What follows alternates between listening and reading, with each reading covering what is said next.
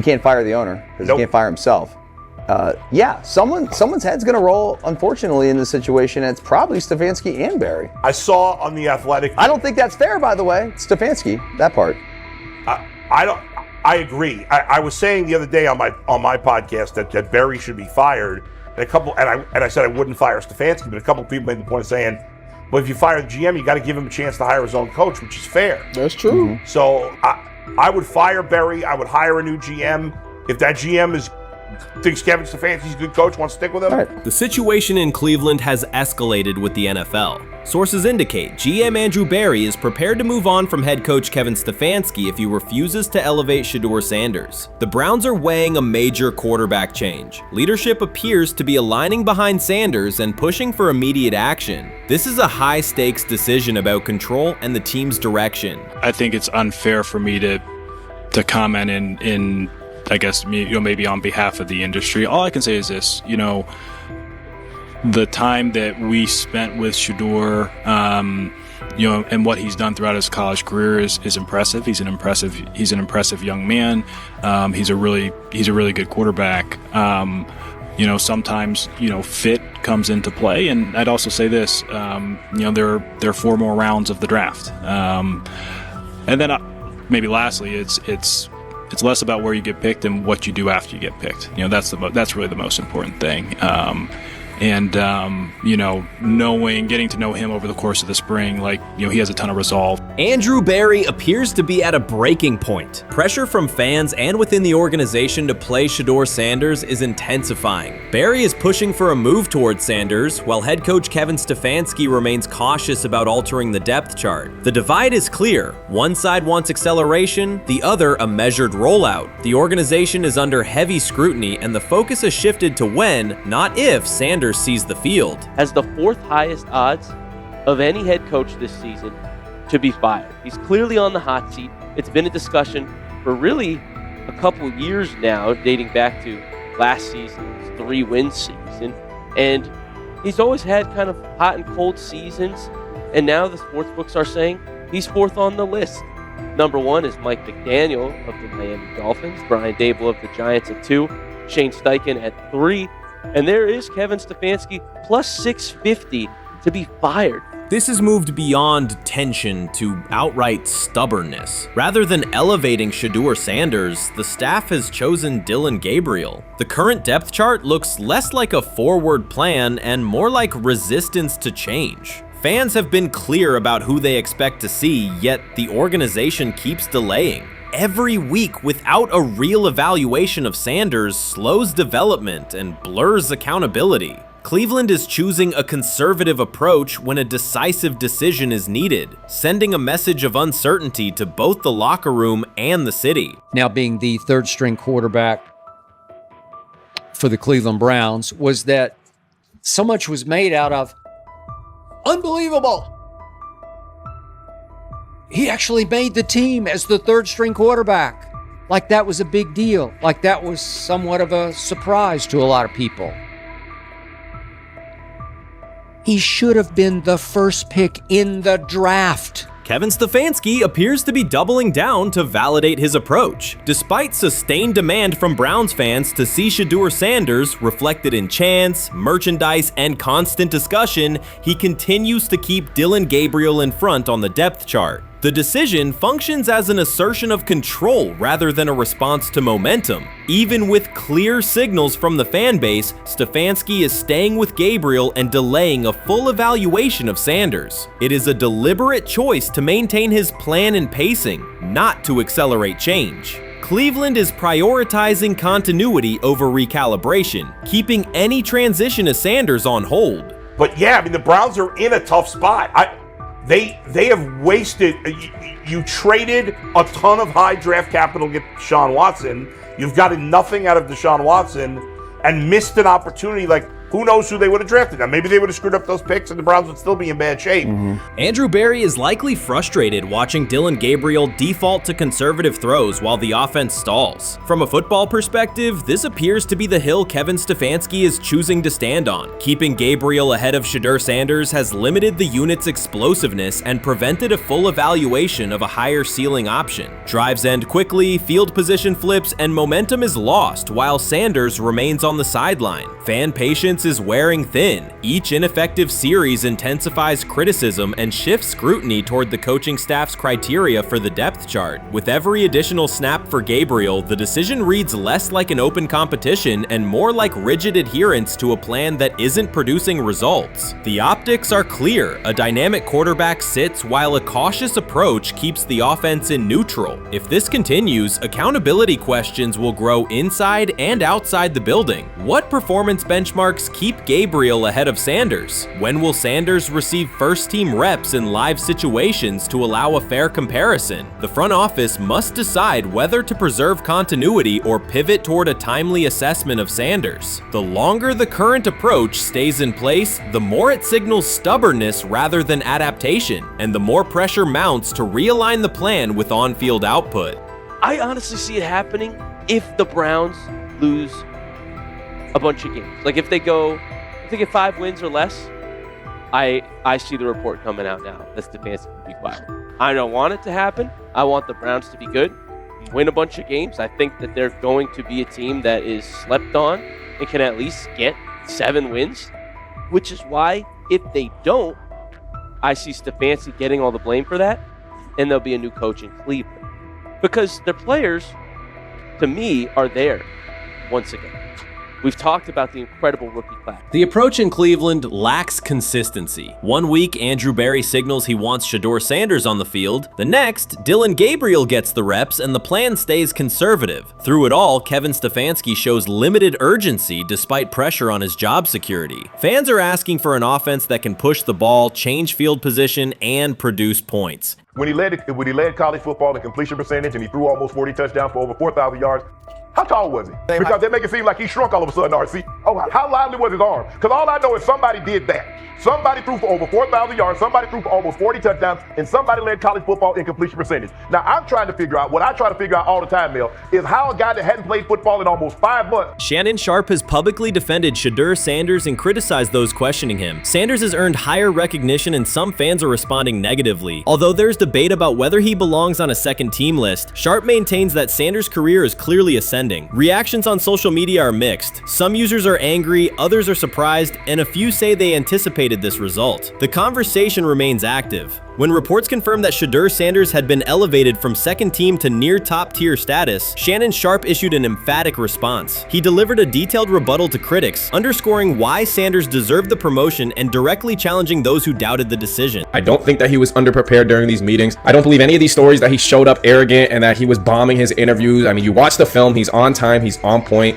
You watch his interviews, he answers like a 10-year NFL veteran. Like, he's clearly dominating OTAs. It's every single day there's a new report of how well he's doing for the Browns in OTAs. And I mean, you can say what you want, it's just OTAs. Okay, if that's your new narrative, then he's doing exactly what he needs to be doing. He's on point, he's on time, he's getting the respect of his teammates, and he's making plays. So we're gonna see years down the line, something's gonna come out that I don't know what exactly it was, but something will come out. Critics have been waiting for an opportunity to dismiss Sanders. They labeled him overrated, accused him of benefiting from nepotism, and claimed his profile came only from his last name and polished image. Within their own echo chamber, they cited every game in which he fell short of huge passing numbers as validation of their doubts. Since Sanders has begun receiving formal recognition, criticism has escalated. A wave of self-appointed analysts is dissecting his throwing mechanics and team role, and many online commentators now argue that his promotion reflects deeper problems within the sport. Shannon Sharpe rejected each criticism directed at Shedeur Sanders. During the broadcast, he turned a routine segment into a detailed examination, acting as presenter, interrogator, and fact-checker. Sharpe walked viewers through game film, season statistics, and scouting reports to show why Sanders merited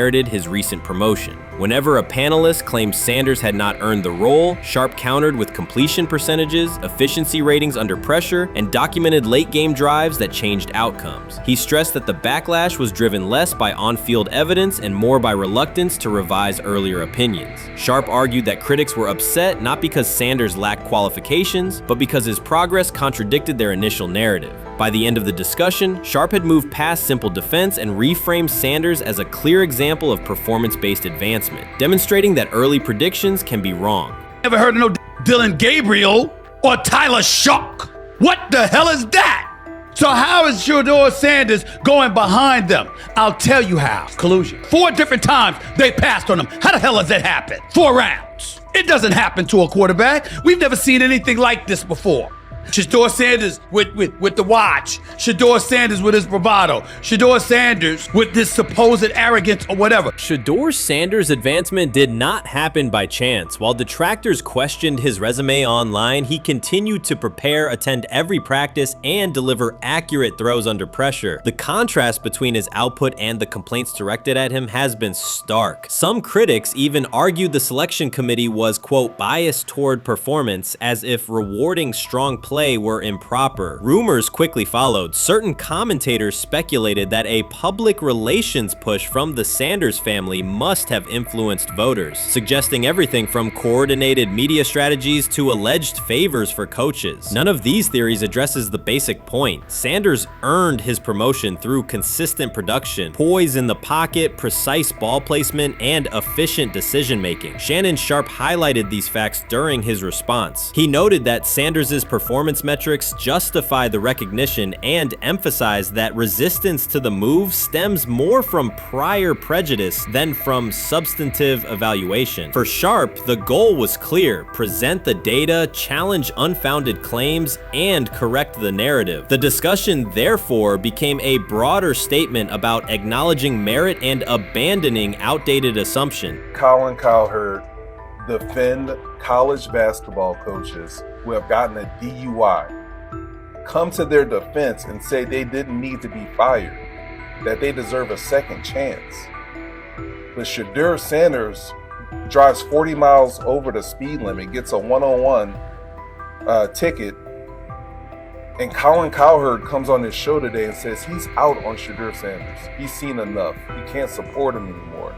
He can't be in the Shedeur Sanders camp because of the speeding ticket. Shannon Sharp addressed commentators who portray constant doubt as expertise. Those who discount strong performances with "we'll see," but declare bust after a single mistake. He noted their belief that progress only counts if an athlete visibly struggles. Sharp's response was methodical rather than emotional. He presented evidence, cited statistics, and calmly refuted each claim. Following his remarks, several critics began revising or deleting earlier posts, recasting themselves as longtime supporters of Shedeur Sanders despite having questioned him for months. Sharp insists on accountability, naming specific individuals and dates while requesting public acknowledgement of prior errors. He argues that analysts cannot spend months undermining a player's potential and then quietly adopt a supportive stance once the athlete succeeds. These are serious, big-time, top-of-the-line playmakers that they have. If you can go 45 to 42 in the fourth quarter because your quarterback set the school record with 510 yards passing.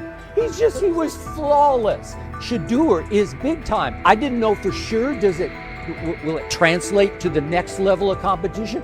Yes, it might translate to the next level of competition as he can play. Critics who once claimed Shedeur Sanders was unprepared now hesitate to acknowledge their mistake. They resist retracting earlier comments and struggle to accept that an athlete can succeed without their approval. Sanders continues to share practice clips and game highlights without engaging the debate, while Shannon Sharp documents every dismissive remark, ready to revisit them on national television. The disapproval did not slow Sanders. It underscored his progress and exposed the gap between perception and performance. As a result, the conversation has shifted. Analysts who doubted him now describe him as undervalued and publish detailed evaluations of his mechanics and game management, suggesting long-standing familiarity with his career. In a matter of weeks, critics have recast themselves as advocates, demonstrating how quickly opinion can change when consistent results leave little room for doubt. Shannon Sharp signaled that his commentary is not over. He considers Sanders' advancement a positive outcome for every athlete who has been overlooked or criticized for having confidence. Sharp stressed that analysts do not have the authority to determine who deserves recognition based on personal preference. The reaction to Sanders' promotion, he argued, revealed how quickly opinions can shift once results are undeniable. Sharp pointed out that many vocal critics became quiet when confronted with objective performance data. This exchange, Sharp insisted, reached beyond defending a single quarterback. It challenged the practice of dismissing achievements that do not fit familiar narratives. He reminded viewers that success does not require external approval and that consistent talent will surface despite online commentary intended to minimize it. While critics reconsider their positions, Sharp remains steady, assigning credit to the athlete and allowing the scoreboard to confirm the argument. In his view, the statistics speak clearly enough. Sharp also emphasized that the intensity of the backlash must be placed in context. College football is a volatile environment where unexpected outcomes are common. Therefore, declaring failure based on incomplete evidence only weakens the credibility of sports analysis. The discussion underscored the need for measured evaluation rather than reactive judgment. Dak Jackson and him and everybody else that we talked to have said that Shedeur looks good. He looks really good. Yes. He looks better. And we got Zach that say Dylan Gabriel ain't even an NFL quarterback. It's true. So how is it that this man can't get a rep with the ones, but that non-NFL quarterback can? We all what agree sense with that. does that make? Some observers now claim that recognizing Shedeur Sanders' strong performance undermines football's traditional standards, even though they previously argued he received coverage only because of his father. Faced with Sanders' current statistics, those critics are searching for explanations that fit their earlier narrative. The data have always been clear. Their earlier objections ignored that fact. Shannon Sharp is openly highlighting this reversal, comparing past negative remarks with Sanders' recent 400-yard games to demonstrate the gap between criticism and evidence. Sharp did not force these commentators to backtrack. He simply displayed their earlier claims alongside Sanders' results, allowing the contrast to speak for itself. You made an interesting point. So I tend to have the drip, drip, drip. This was my Johnny Manziel theory, is that everybody makes mistakes, especially when you're young. But if I see 2, 3, 4, 5, then you've got a plumbing issue. It's not just you didn't close the faucet. So there's about 6 pieces of video in college where Shedeur was a little bit of a brat, whatever. Then there's the legendary cringy draft room. Didn't love that as a B prospect. Then there's back-to-back speeding tickets, both over 90, and a missed arraignment. The NFL is navigating unexpected headlines after a former Browns coach publicly defended Shedeur Sanders in response to reports of multiple speeding tickets. The coach's statement has sparked extensive online debate. Supporters welcome the show of loyalty, while critics question the motive. Sanders now finds himself at the center of an unforeseen controversy, and observers want to know why a Cleveland coach is standing so firmly in his corner. The story is developing rapidly and continues to draw intense attention. When it came out that he got a speeding ticket, I said it's not really that big a deal. I feel very differently about it now. Over 40 miles an hour over the speed limit, less than 2 weeks after you just got a ticket.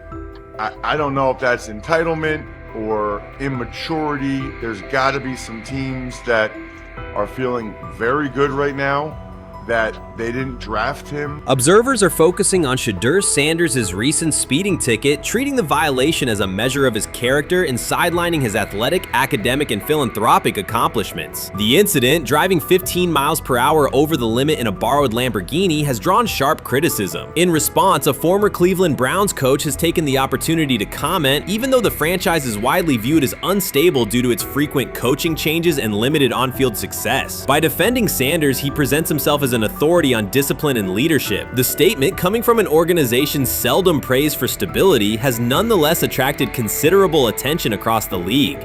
You want to defend him a little bit. I thought this was an interesting take. Yeah, I thought it was really interesting that you said you were out because of the speeding tickets. To me, that's such a minor thing. You were so high on him in terms of his completion percentage in OTAs, and I thought that was a little aggressive on your part. But with the speeding tickets, I got a speeding ticket the first night of the draft, my first year there. I thought maybe I'd get the benefit of the doubt, but they gave it to me anyways. As soon as the former Browns coach defended Shedeur Sanders, social media erupted with commentary, resembling the volume of draft night coverage. Posts and opinions appeared within minutes, and criticism escalated rapidly. Detractors amplified Sanders' minor speeding violation, while supporters argued that such reactions were disproportionate to a single traffic citation. Shedeur Sanders received 2 speeding citations, and the minor traffic issue quickly drew national attention. Before considering the former Browns coach's response, it is useful to clarify the facts. Sanders, son of Pro Football Hall of Famer Deion Sanders and a current college quarterback, was twice ticketed for exceeding the limit while driving a high-performance vehicle. Commentary on social media escalated rapidly, with critics framing the incident as a significant character concern, even as the league has historically tolerated far more serious legal transgressions. Stepping into the debate, a former Cleveland Browns coach, best known for a tenure filled with losses and contested decisions, issued a strong public defense. He argued that 2 speeding tickets should not define Sanders' reputation or overshadow his on-field talent and community work, urging a balanced assessment of the player's actions. I don't love it from a 5th round draft pick. I don't love that it happened multiple times.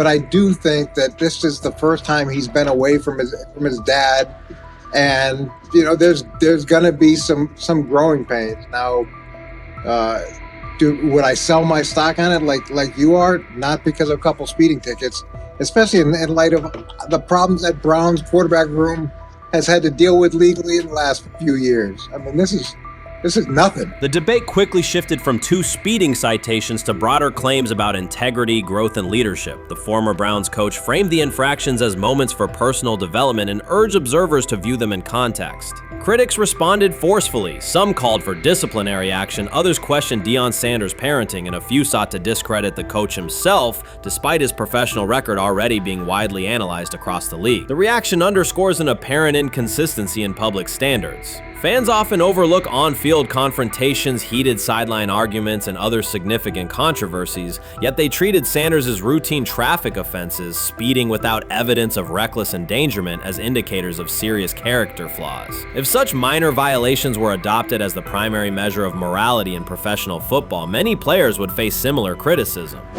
Sports media amplified the story almost immediately. Television panels dissected Shedeur Sanders' decision-making, treating 2 speeding tickets as indicators of deeper character concerns. Networks aired detailed segments under banners such as red flags and road rage, repeatedly questioning whether the citations might affect his draft evaluation. Although Sanders is already regarded as a first-round prospect, analysts emphasize that NFL teams value discipline and legal awareness when forming final assessments. Many commentators overlook the fact that other high-profile players have faced more serious offenses without similar scrutiny. Throughout the coverage, the former Browns coach defended Sanders, portraying him as a talented quarterback subjected to disproportionate criticism in a culture that expects near-perfect conduct. His argument was thorough and methodical, asserting that the traffic violation should not overshadow Sanders' skills, work ethic, or future potential.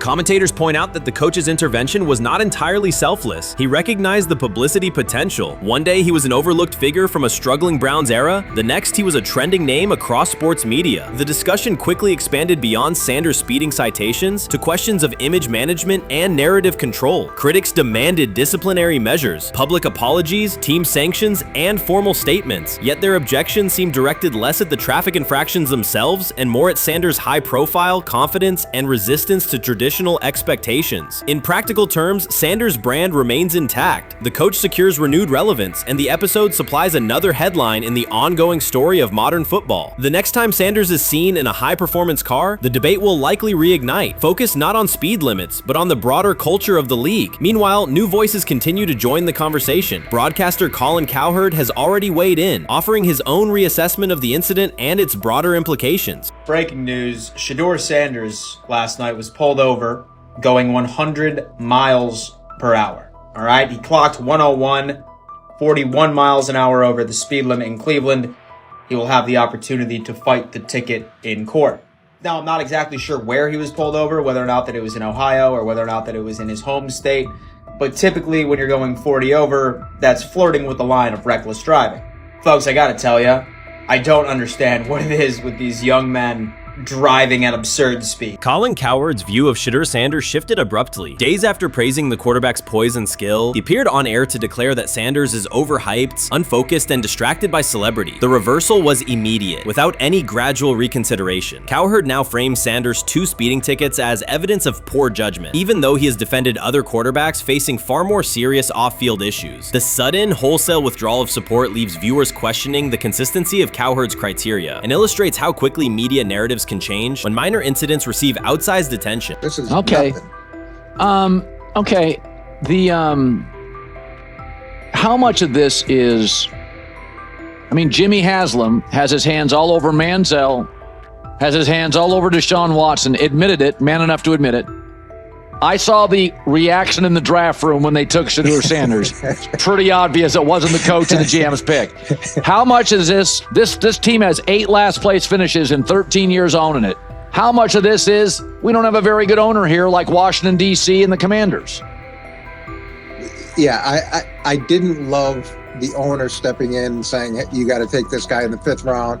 And I doubt they'll ever admit to it. While Colin Cowherd urged teams to move on from Shedeur Sanders, former Browns coach Eric Mangini offered a more measured response. Mangini, whose tenure in Cleveland was marked by mixed results, used his platform to provide context rather than condemnation. Instead of sensationalizing the speeding violations, he encouraged viewers to consider Sanders' circumstances. A 21-year-old quarterback whose life is scrutinized both on and off the field. Mangini acknowledged that the tickets were mistakes, but emphasized that they do not by themselves define Sanders' character or future. He noted the extraordinary attention athletes received today, combining the responsibilities of quarterback, public figure, and social media presence. Under such pressure, missteps are magnified, and criticism multiplies quickly. Mangini concluded that any evaluation of Sanders should weigh the totality of his behavior, performance, and growth, rather than isolate 2 traffic citations as decisive evidence of poor judgment. Shedeur is lighting it up in practice every day. You're not even a half bit curious to see what he could do with the ones. That makes no sense. And then on top of all of that, you got players going on podcasts and talking to people in the media saying this guy is really good. Like, this guy is legit. So even your peers respect you enough. How is it that the coaches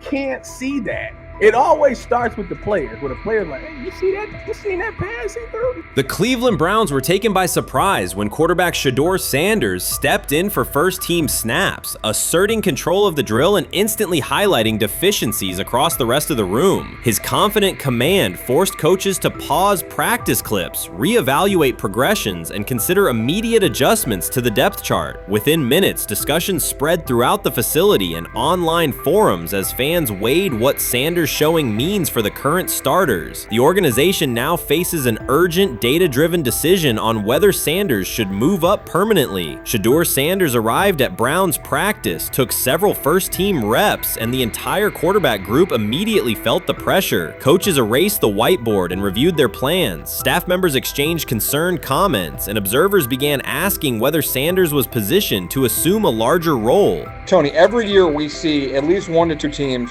They were in last place in their division the year before. No one thought they'd be good, and then they were good. It almost seems like no one's even assuming the Browns can be that, but we see it happen every year. And I get the quarterback stuff, but like, correct me if I'm wrong, Tony. The Browns are trying to run the football, play good defense, not turn the ball over in the passing game, and try and take advantage when they can, correct? That's what they're trying to do.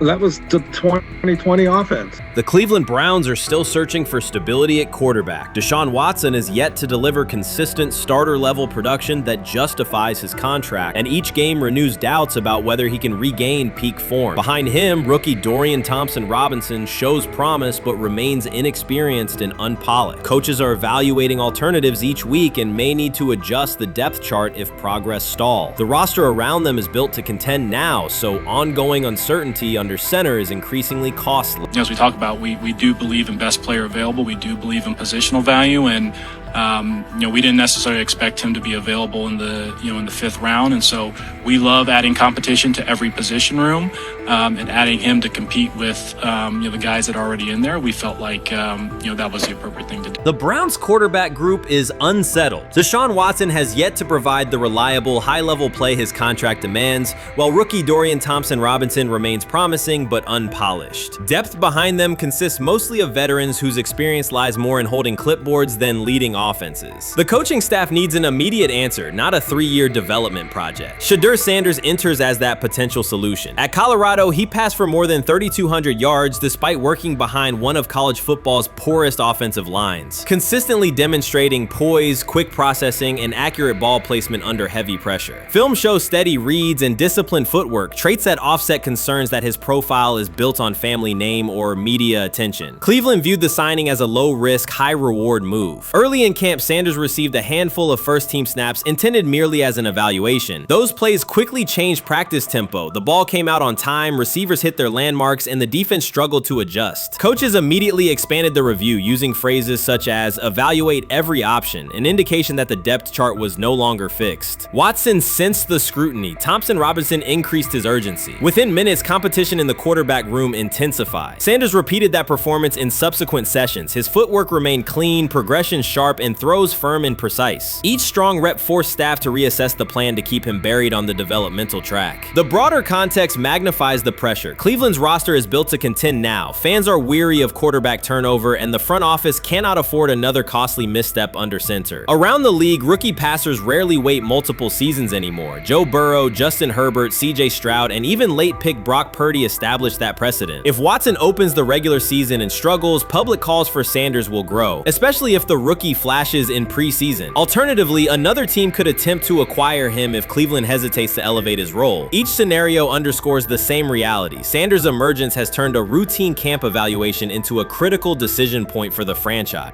And we saw Dillon Gabriel go 11-on-11 with the first team, Shedeur Sanders go 11-on-11 with the second unit. So that was really the big wrinkle today. Yes, and of course, it was the first time that we have seen Shedeur Sanders get any of those coveted 11-on-11 reps. Of course, again, it wasn't with the first team offense or against the first team defense, but it's progress. And that means that he's going in the right direction, that the arrow is pointing up. He's coming up the learning curve. So that's good for him. And I actually thought just overall, he had a better day than Dillon had today. He completed more passes. He was more on point. In fact, in that 11-on-11 period, he threw a near touchdown. Desperation can push franchises toward aggressive decisions, especially when their quarterback options appear unconvincing or outdated. One scenario now emerging is that Sanders earns enough confidence to take full preseason reps with the starters, forcing Cleveland to revisit a depth chart it believed was settled at the beginning of July. His practices demonstrate that the excitement around him is grounded in measurable performance. Accurate, high-velocity passes against first-team defenses, and confident command of the huddle. Each strong outing also heightens league-wide interest. Rival scouts adjust evaluations, and general managers revisit their notes, aware that a viable young quarterback may soon become available. Inside the facility, the personnel staff must balance short-term results with long-term roster planning, knowing that an early move could reshape salary cap allocations and locker room dynamics. The pressure on Watson and Thompson Robinson escalates accordingly. Both must produce visible progress to maintain their current roles. Cleveland's recent history shows how quickly promising quarterback situations can devolve into controversy. The franchise has turned potential breakthroughs into organizational turmoil before, so observers remain cautious about how this competition will unfold.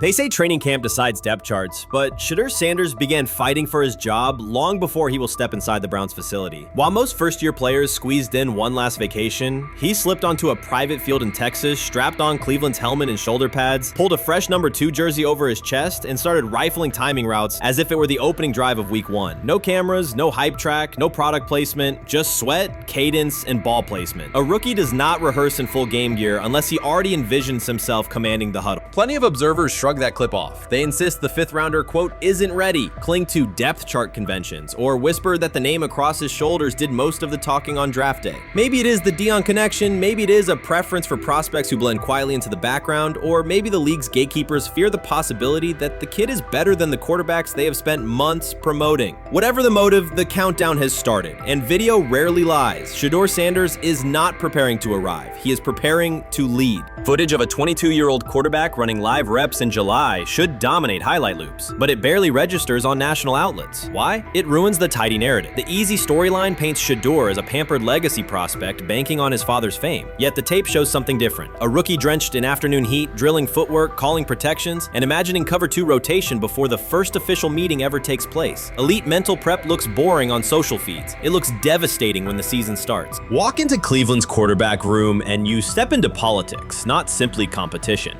Joe Flacco, a Super Bowl MVP in decline, carries institutional trust. Kenny Pickett, rescued from Pittsburgh's reset, carries hometown intrigue. Dillon Gabriel, the 3rd-round system fit, carries draft capital the staff must justify. And then there's Shedeur, the lightning rod whose presence alone spotlights every bias in the evaluation process. Coaches frame it neatly. Rookies must wait their turn. The truth is less polite. Practice snaps are currency. Perception is elastic, and early allocations already favor Pickett and Flacco. It is the oldest playbook in the league. Lock vets into the headline roles before pads even crack. Then let repetition shape reality. Sanders refuses to cooperate. He is not a fourth-string camp arm. He has engineered game-winning drives under national scrutiny, operated against live blitz looks most prospects never face, and more than any quarterback in the room, documented his own off-season obsession. No social media rollout, no brand consultant, just pads, cleats, and an unlit practice field. If his last name were Smith, pundits would label him the sleeper of camp. Instead, politics trails every throw. Training camp rotations expose organizational intent. Beat writer Fred Greetham already reports that Pickett and Flacco will open with first-team reps when veterans report July 23rd. Gabriel grabs the developmental snaps, leaving Sanders the leftovers. That isn't performance-based, it's narrative-safe. Gabriel doesn't threaten hierarchy, Sanders bends gravity. Watch the details. Does Shedeur steal 11-on-11 snaps with the twos? Does he run red zone installs or 2-minute drills? If he does, coaches are admitting he is forcing his way in. If he doesn't, they are postponing the inevitable. Either way, the private field reps have sharpened his timing and condensed his release. He is not hoping for an opportunity, he is prepared to seize one the instant it appears. Cleveland's joint practices amplify that tension. First come live periods against the Panthers, then sessions with the champion Eagles. Those reps belong to the starters, so Flacco and Pickett will absorb most of Carolina's disguised pressure and Philadelphia's exotic fronts. Sanders' proving ground will be the preseason opener on August 8th. Under the stadium lights, he will get entire series, real reads, pockets collapsing for real. If his command mirrors the footage from Texas, coaches will have to answer why he never saw earlier work. Reps are scarce. 10 padded practices separate veteran arrival from game 1. Even an even split, something that never happens, would hardly suffice. Instead, the staff will funnel snaps toward the comfortable choices. That strategy can bury a rookie, but it can also spark an eruption when limited opportunities turn into highlight drives. One flawless touchdown march in the second half of a preseason game, and the dog pound will chant his name. Then the staff's narrative control evaporates. Criticism of Sanders has never matched the scrutiny applied to his peers. Analysts nitpick a ball pat, a foot angle, a pump fake, Pickett's inconsistency, Flacco's diminishing velocity, Gabriel's college system crutches. Discuss politely, if at all. With Shedeur, the critiques arrive as coded doubts. Does he rely on the family brand?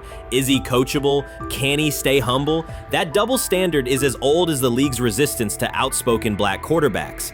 Add Deion's unapologetic persona, and each Sanders rep becomes a referendum on establishment comfort levels. Shedeur answers not with rebuttals, but with work. Work captured in silent footage more deafening than any debate show monologue. Quarterback drama masks broader roster cracks. The Browns receiver group is crowded yet unproven. The safety room failed to create turnovers a year ago. Interior defensive linemen are still rehabbing, and the offensive line must retool on the fly. Which quarterback can navigate that turbulence? Flacco's pocket mobility is limited. Pickett's confidence remains fragile. Gabriel is months away from processing NFL disguises. Sanders, forged by perpetual doubt, offers poise under chaos and meticulous preparation, a combination this franchise has lacked since, well, almost forever. Forget politics, depth chart etiquette, and recycled sound bites about developmental timelines. The only metric that counts now is who did the work. Sanders pounding through full gear scripts in late June is not vanity, it's vision. While the league sleeps, he refines his drop steps. While media speculate, he rehearses third down checks. He has already decided what he is. The organization must decide if it can recognize it in time. The preseason will provide the answer. Live bullets, real blitzes, stadium noise. When those throws leave his hand under pressure, no one will discuss ball pats or surnames. They will ask how a quarterback this prepared slipped to round 5. And if the performance matches the preparation, excuses about lack of reps will dissolve. It will be production against perception, and Shedeur Sanders has been producing where no one could see. Ready is the wrong word. He has been ready. Grab hold of the starting job. Yes, but I don't think we're going to know which one until we get deep into August. Now, I think, we tracked the reps everybody was getting at practice throughout the OTAs and minicamp. But when you talk to people there, they just want to make sure everybody got what they needed. And that, Kenny Pickett, we find out if he has the goods to be the starter. Joe Flacco, they back him off a little bit. He's 40. He may not need as much. The rookies, Shedeur Sanders and Dylan Gabriel, what do they need to learn to make the transition from the college game to the pro game? That's what the spring was about for the Browns quarterbacks. Now, Shedeur Sanders has moved from social media celebrity to on-field standout, and ESPN now lists him among its first-team candidates. Reactions are split. Some fans are impressed while others are skeptical. Whether this reflects Deion Sanders' long-term strategy or simply Shedeur's rapid development, the story is drawing widespread attention. Here's a look at what led to this moment. They never planned on taking him. The problem is, like Ocho Cinco said, you got somebody that has endeared himself to the locker room. And guess what? The difference between him and Tim Tebow, the biggest one, is he can play. He can throw the ball. Tim Tebow running around being an H-back. He can throw the ball. And he's done everything he needs to do. He ain't saying nothing. He ain't rocking the boat. He ain't mad about the reps. He ain't mad about none of that. All the people out there want to see is this, like Tyvis said earlier.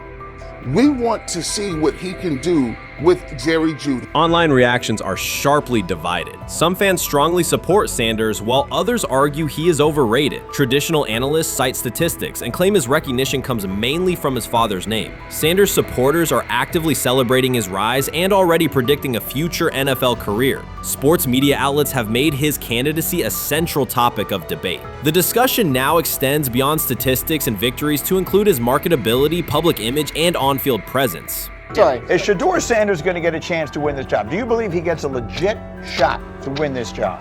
Listen, I think, first of all, the action's going to really start in training camp. Like, forget all the OTA stuff. You don't win a job in OTA. The real action starts in training camp. And just like Shedeur said, during the mini camp, when it's time to take your reps, you got to make the most of it. Because I think early on, there's going to be a lot. Remember, Joe Flacco didn't hardly practice in OTAs and mini camps because they were giving the young guys. Right. So when he gets his opportunity, he's going to have to make the most of it. Analysts are closely reviewing game footage to evaluate Sanders' decisions and mechanics, while others examine his social media activity to see how he balances content creation with quarterback duty. Shedeur Sanders' placement on ESPN's early first-team list has taken over the college football conversation. Supporters circulate his highlights and argue that his on-field production and leadership justify the honor. Skeptics claim the recognition relies too heavily on his family name and question whether his resume is strong enough for first-team status. Analysts are rewatching game footage to assess his reads, accuracy, and pocket presence, while others examine how he balances a high-profile social media presence with quarterback responsibilities. The debate has pushed other storylines, such as conference realignment and NIL issues, into the background, leaving fans and commentators focused on Sanders' performance, marketability, and overall impact on the sport. I'll keep saying it. I believe Shedeur Sanders should play more games than any other quarterback on this roster this year, because he's the only guy that I look at and say they might have something here. Because I'm telling you right now, they left night one of the draft saying we are taking our quarterback next year. So it's on Shedeur or Dylan or Kenny, probably not Joe, to change their mind. To change their mind. But you got to find out. You've got to find out. Opinions differ on whether Sanders is benefiting from his family name or simply showing real progress, but the attention is undeniable. Social media is flooded with edited images elevating him to legendary status. Critics argue the first-team nod is driven by hype and marketability, while supporters point to his flashes of strong arm talent, field vision, and decision-making. Regardless of motive, the announcement has dominated the football news cycle and intensified debate over how much of his rise is performance-based versus media-driven.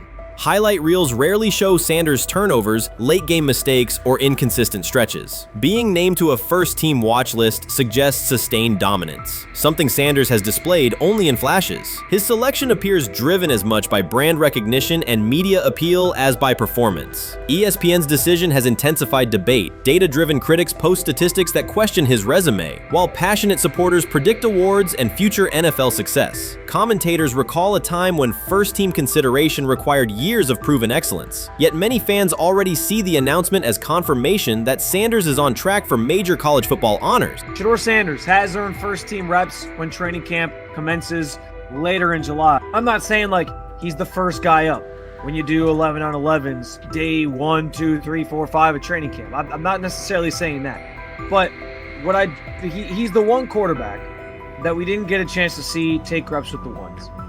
But I think Shedeur has a chance to make this conversation interesting if he gets those reps with the ones and he has the same success that he did with the 2s, the 3s, and the 4s.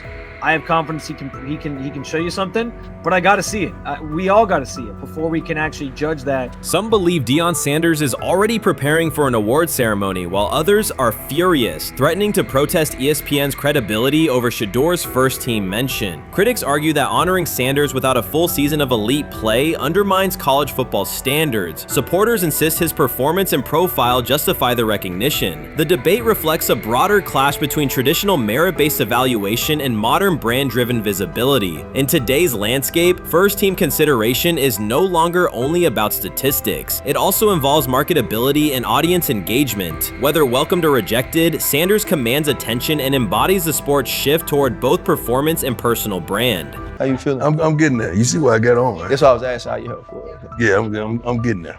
See? Prime, what they had to do?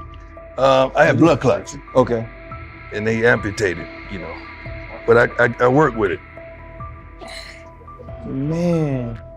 Yeah, I'm amputated. So I get that work done a couple times a day. Keep the blood circulating, blood flowing, but it's a new normal. And the best thing about here, we have a whole medical team on the second floor. Right. We have a whole medical floor, which is great. Deion Sanders is shaken, this time not by a hit on the field. In a sudden turn, Ryan Clark has uncovered a serious plot affecting Shedeur Sanders' NFL draft status, and the disclosure is reverberating across the sports community. What once looked like a simple scheduling delay may actually be a calculated effort to undermine Deion's son. The facts suggest intentional sabotage, a breach of trust, and repercussions that could be far-reaching. This is no routine football headline. It is personal, and Coach Prime did not see it coming. The sports world loves to celebrate underdogs, yet it often takes even greater pleasure in tearing down rising stars. Deion Sanders is witnessing that cycle now, not from the sidelines as Coach Prime, but as a father. The lights in Boulder remain bright, the cameras keep rolling, and Sanders still wears his gold watches, sunglasses, and natural swagger. Still, behind that familiar smile is a man carrying deep pain as criticism aimed at his son mounts daily. How much of that is opening press conference saying, okay, we are family, saying that he was sent to do certain things? Do you feel like people got attached to that, or it just was the fact that prime time is at Jackson State? It's prime time. If my son plays cornerback, I want him to be around, in my opinion, the best cornerback ever to touch the field. That's right.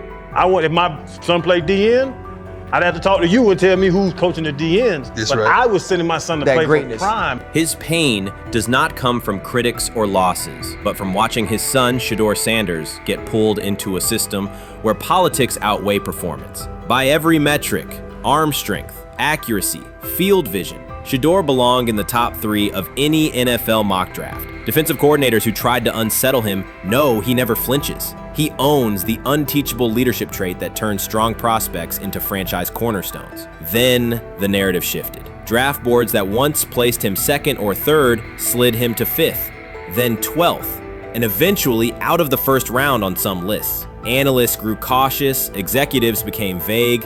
The statistics stayed strong, and the game film still proved his ability, yet the buzz evaporated.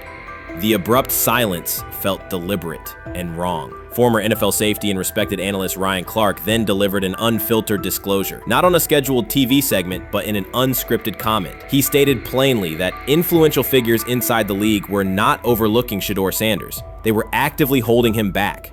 The motive, Clark said, was political, and the real target was Deion Sanders, Hall of Famer, architect of Jackson State's resurgence, and the coach who turned a 1-11 Colorado program into a national headline. Deion's refusal to conform, wearing sunglasses indoors, dancing with players, speaking candidly, challenged an establishment that favors predictable images and rehearsed statements.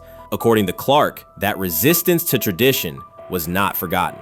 When Shedeur displayed the same mix of talent and confidence, concern spread through front offices and media circles. Questions about leadership style and attitude surfaced. Coded language for discomfort with a quarterback who mirrors his outspoken father. Clark's point was clear. The issue is not Shedeur's performance. If he had posted identical numbers at Ohio State or Alabama, endorsements and media specials would follow. Instead, interest cooled, because the Sanders family embodies a self-made identity the league cannot easily manage. Their visible pride and independent brand challenge a system that prizes control. And that threat, not football ability, is what Clark believes is suppressing Shedeur's draft stock. Watson says he has been mentoring Shedeur Sanders at the quarterback position. The biggest failure in the NFL is now mentoring quarterbacks. The most overpaid underdeliverer at the position is now mentoring 2 rookie QBs and a Super Bowl champ. So what exactly are you mentoring him at? You have had 24 civil lawsuits that you paid off to go away. And when you play, you are as ass as those massage therapists are, apparently. Shedeur Sanders is also a show. It's all about him. It's all about anything else. If you don't see that by now, then you're just blinded. Cleveland's second most talked about player has yet to take a professional snap, and it isn't Deshaun Watson. Rookie quarterback Shedeur Sanders has already captured the locker room's attention and the fan base's enthusiasm, creating a visible shift in the team's internal dynamics. Watson, once the uncontested focal point, now shares the spotlight with a newcomer who has only practiced in shorts. The Browns are experiencing a rapid, unforeseen change in popularity within their roster. Four-man competition. It's not. It's two guys versus two guys. It's the two older guys to be the starter. Yeah. It's the two younger guys to position themselves however it may be. Right. Show little improvement every single day, right? So, of all the things I'm watching the first five when they break a session, the first five with the veterans, with the ones. Who's in there, where are they going? The ball's going to Jerry Judy, right? Flacco's no dummy, lasts as long as he has, right? He can really whiz it. But as we go on, I want to watch these guys because they probably just got plays installed Tuesday and they're out there running on Wednesday. Shedeur Sanders arrived in Cleveland and immediately commanded attention. The rookie has yet to take a preseason snap, yet the energy around him inside the building and across social media eclipses what many veterans receive in an entire season. Fan enthusiasm is so strong that Deshaun Watson's jerseys are already drifting toward the clearance rack at the team store. In a matter of days, Sanders has become the roster's second most popular figure, while Watson watches his once secure QB1 status and public approval shrink by the hour. Shedeur or Deshaun? Who do you want as your quarterback next year? Honestly, Shedeur. I love Deshaun though.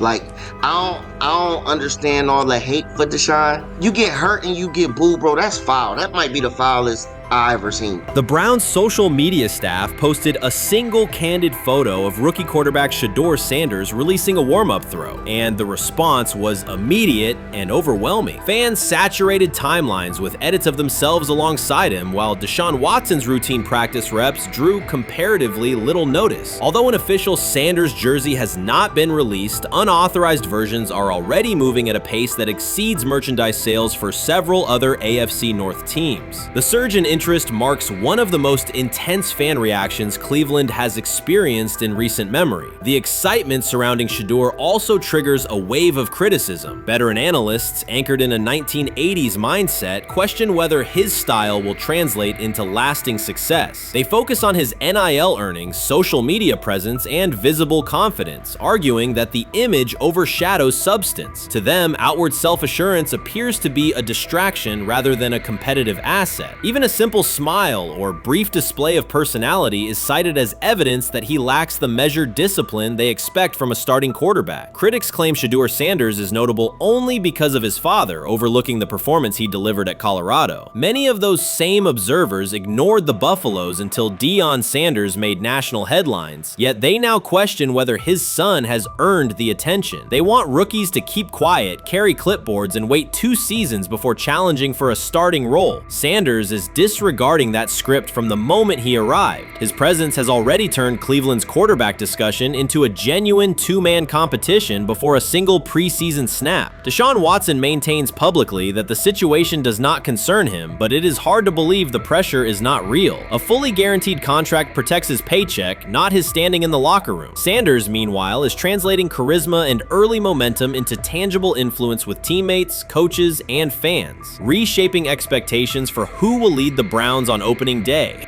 I'm a firm believer. If I wanted Shedeur Sanders at 2, at worst at 33, of course I already think that he's better than other quarterbacks. Because that's the type of talent, that's where I would have picked him at. And if he was at 2 or 33, and he still had this same exact skill set, we would be talking about him starting and playing. Right. Well, that'd only be 3 quarterbacks. It'd be 3 not quarterbacks, 4. not 4. Yeah. But since he moved to the 5th round, that's cool. They might have to go along with it. But to me, I think if you ask who got the best tools, I'm going with Shedeur. Shedeur Sanders has not taken a single professional snap, yet discussion about him has split NFL social media into 2 camps. One side already argues he should start immediately. The other worries about what that means for veteran quarterbacks like Deshaun Watson. Reporters now line the perimeter of Browns camp, scrutinizing every inconsistency in Watson's spiral and every precise throw from Sanders during drills. Each well-placed pass is clipped, posted to TikTok, and captioned as evidence of a future QB1. Cleveland is no stranger to quarterback drama, but this situation is different. different. Rather than cycling through another unproven starter, the franchise is dealing with a rookie who entered with more polish, public attention, and perceived readiness than most first-year players. Fans chant Sanders' name before he has appeared in a preseason game, while the established starter works to maintain his relevance. The atmosphere is not yet a full controversy, it is a countdown. Traditional analysts insist on the importance of experience and respecting the process, yet Sanders is progressing on the timeline set by the supporters who already view him as the next leader of the offense. Shedeur Sanders did not treat day 4 of Browns training camp as anything other than work. He completed 8 of 11 passes with 3 touchdowns, operating with control and accuracy throughout the red zone periods. The throws were varied, a well-placed ball to rookie Luke Floria that led him across the goal line in stride, a firm throw to Cade McDonald over middle after a quick read, and a tight window completion to Deontay Johnson at the back of the end zone with 2 defenders closing. The sequence showed timing, poise, and placement under pressure.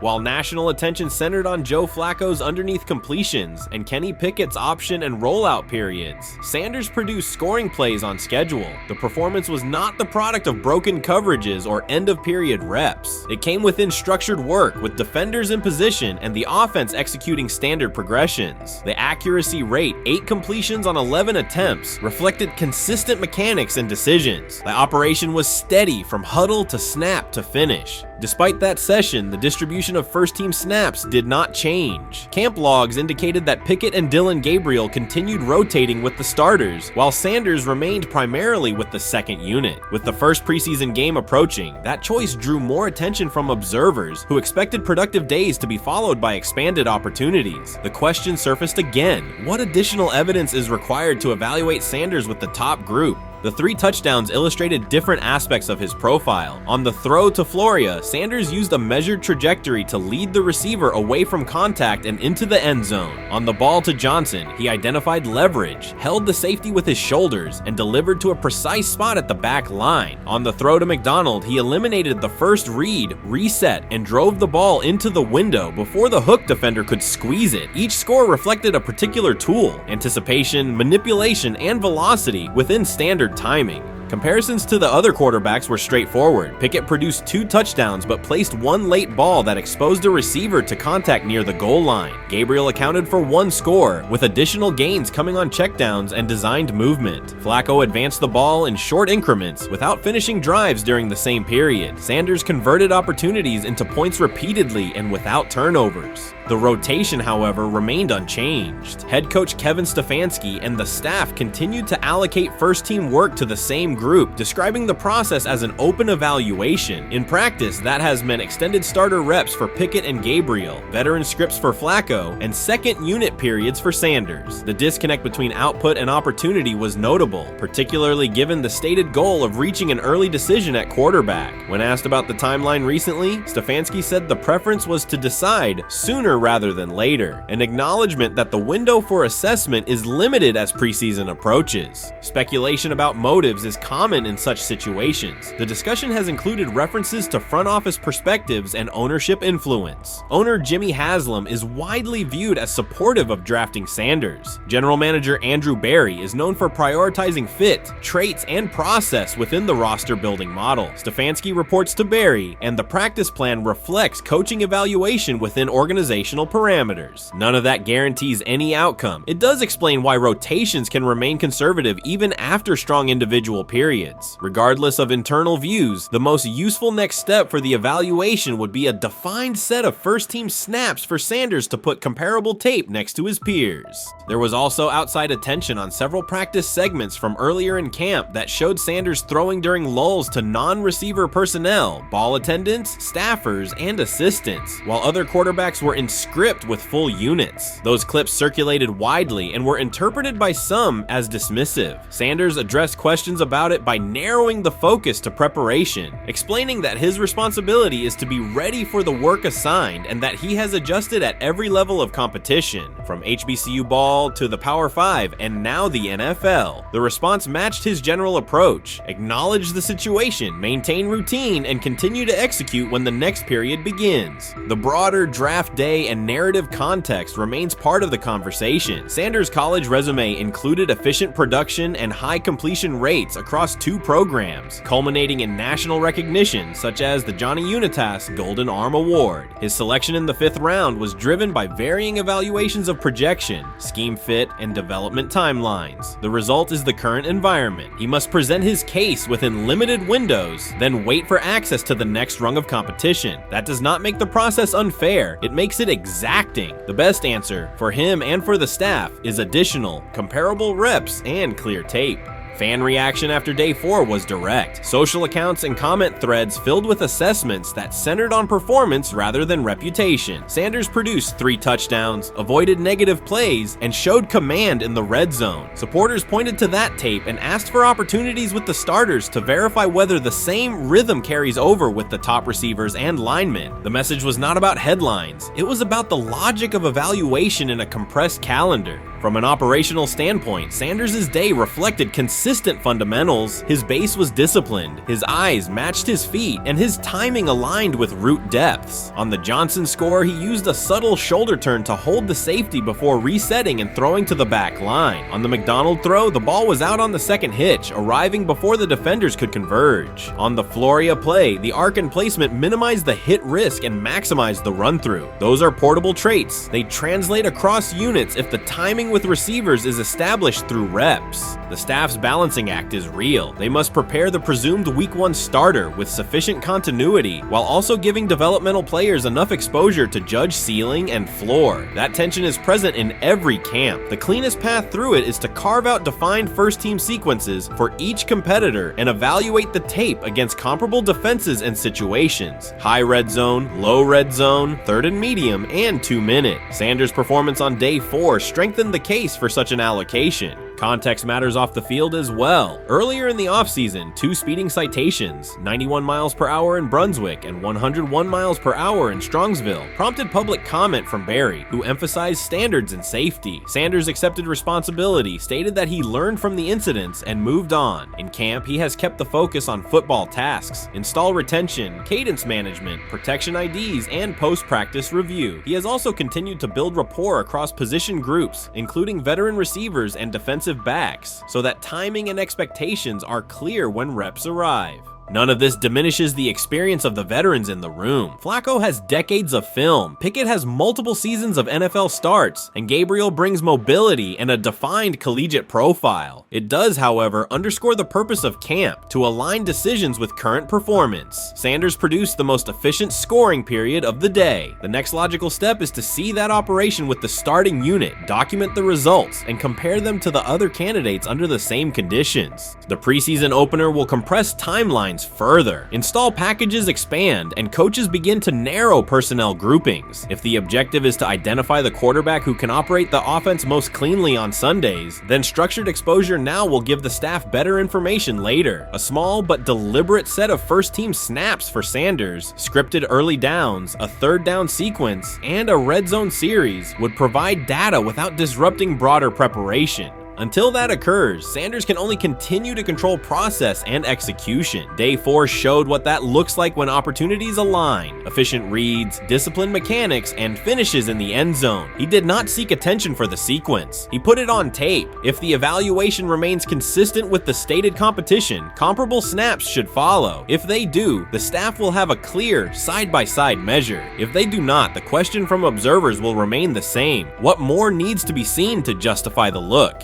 For now, the record from day 4 is clear. 8 completions on 11 attempts, 3 touchdowns, no turnovers, red zone precision, consistent control at the line and in the pocket. Those are tangible outputs. They merit a defined opportunity with the starters as the team moves toward preseason and the decision that follows. Whether or not that opportunity arrives immediately, Sanders has shown the preparation and execution necessary to be evaluated on equal footing. The next step is a matter of allocation, not speculation. While much of the NFL community attended the ESPYs in Los Angeles, Shedeur Sanders spent the day in Cleveland with families recovering from a residential explosion. He did not seek cameras or a red carpet appearance. He chose to be present in a neighborhood working through loss. Weeks earlier, an explosion at the Rainbow Terrace Apartments in the Garden Valley neighborhood displaced more than 100 residents. Local officials reported that 42 families were left without housing. A father suffered burns over most of his body and remained in a coma. His 2 young young children were hospitalized in critical condition. The damage extended beyond structures. Families lost possessions, stability, and routine. Cleveland City Council member Richard A. Starr described the moment as a family fighting for its future. Outside of local reporting, national attention was limited. Sanders decided to go to the site, meet residents, and help organize a day focused on relief and connection.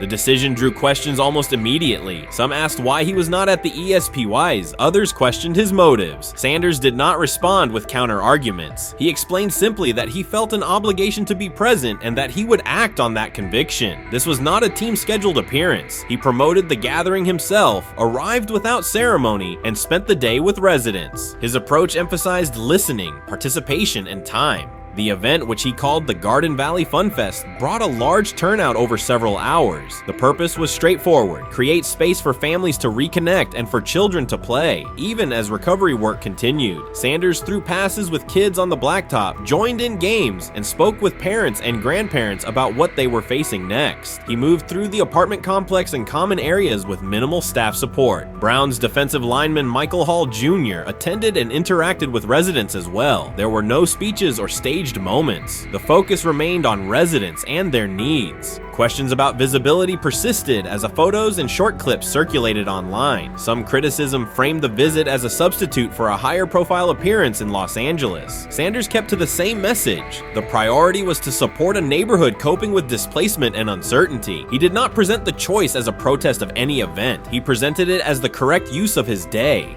When local media asked about his intent, Sanders said his goal was to provide families with a day of enjoyment and a reminder of community. He added that financial support can help, but that showing up in person also matters. Standing with people, listening to them directly, and offering time. The statement matched the structure of the day. He stayed on site, remained accessible, and left the focus on residents rather than on himself. The timeline mattered to him as training camp approached. Sanders did not connect the visit to his role on the depth chart or his draft position. He kept references to football confined to preparation, learning the playbook, protections, cadence, and timing, seeking guidance from veterans, including Joe Flacco, and staying ready for opportunities when they come. He has repeated that he has time to grow and intends to use it to learn the system and earn trust. The visit did not alter those priorities. He returned to his regular schedule the next day. Since arriving in Cleveland, Sanders has treated community work as part of his responsibilities. Before his jersey went on sale, he visited schools, including John Marshall High School, speaking with students about goals, accountability, and effort. He set public objectives confidently, such as long-term aspirations for the franchise, but paired them with routine work in the building, meetings in stall, film, and on-field reps. The day at Rainbow Terrace fit that pattern. Identify a need, show up, contribute, and avoid unnecessary attention. For residents, the Fun Fest provided a brief reprieve from ongoing challenges: housing transitions, school logistics, medical appointments, and the paperwork that follows an emergency. For teammates and staff who observed, it was an example of a rookie investing time locally without seeking a headline. For Sanders, it reinforced how he plans to operate in Cleveland: be consistent, be present, and let action speak. The setting at Rainbow Terrace underscored the scale of recovery ahead.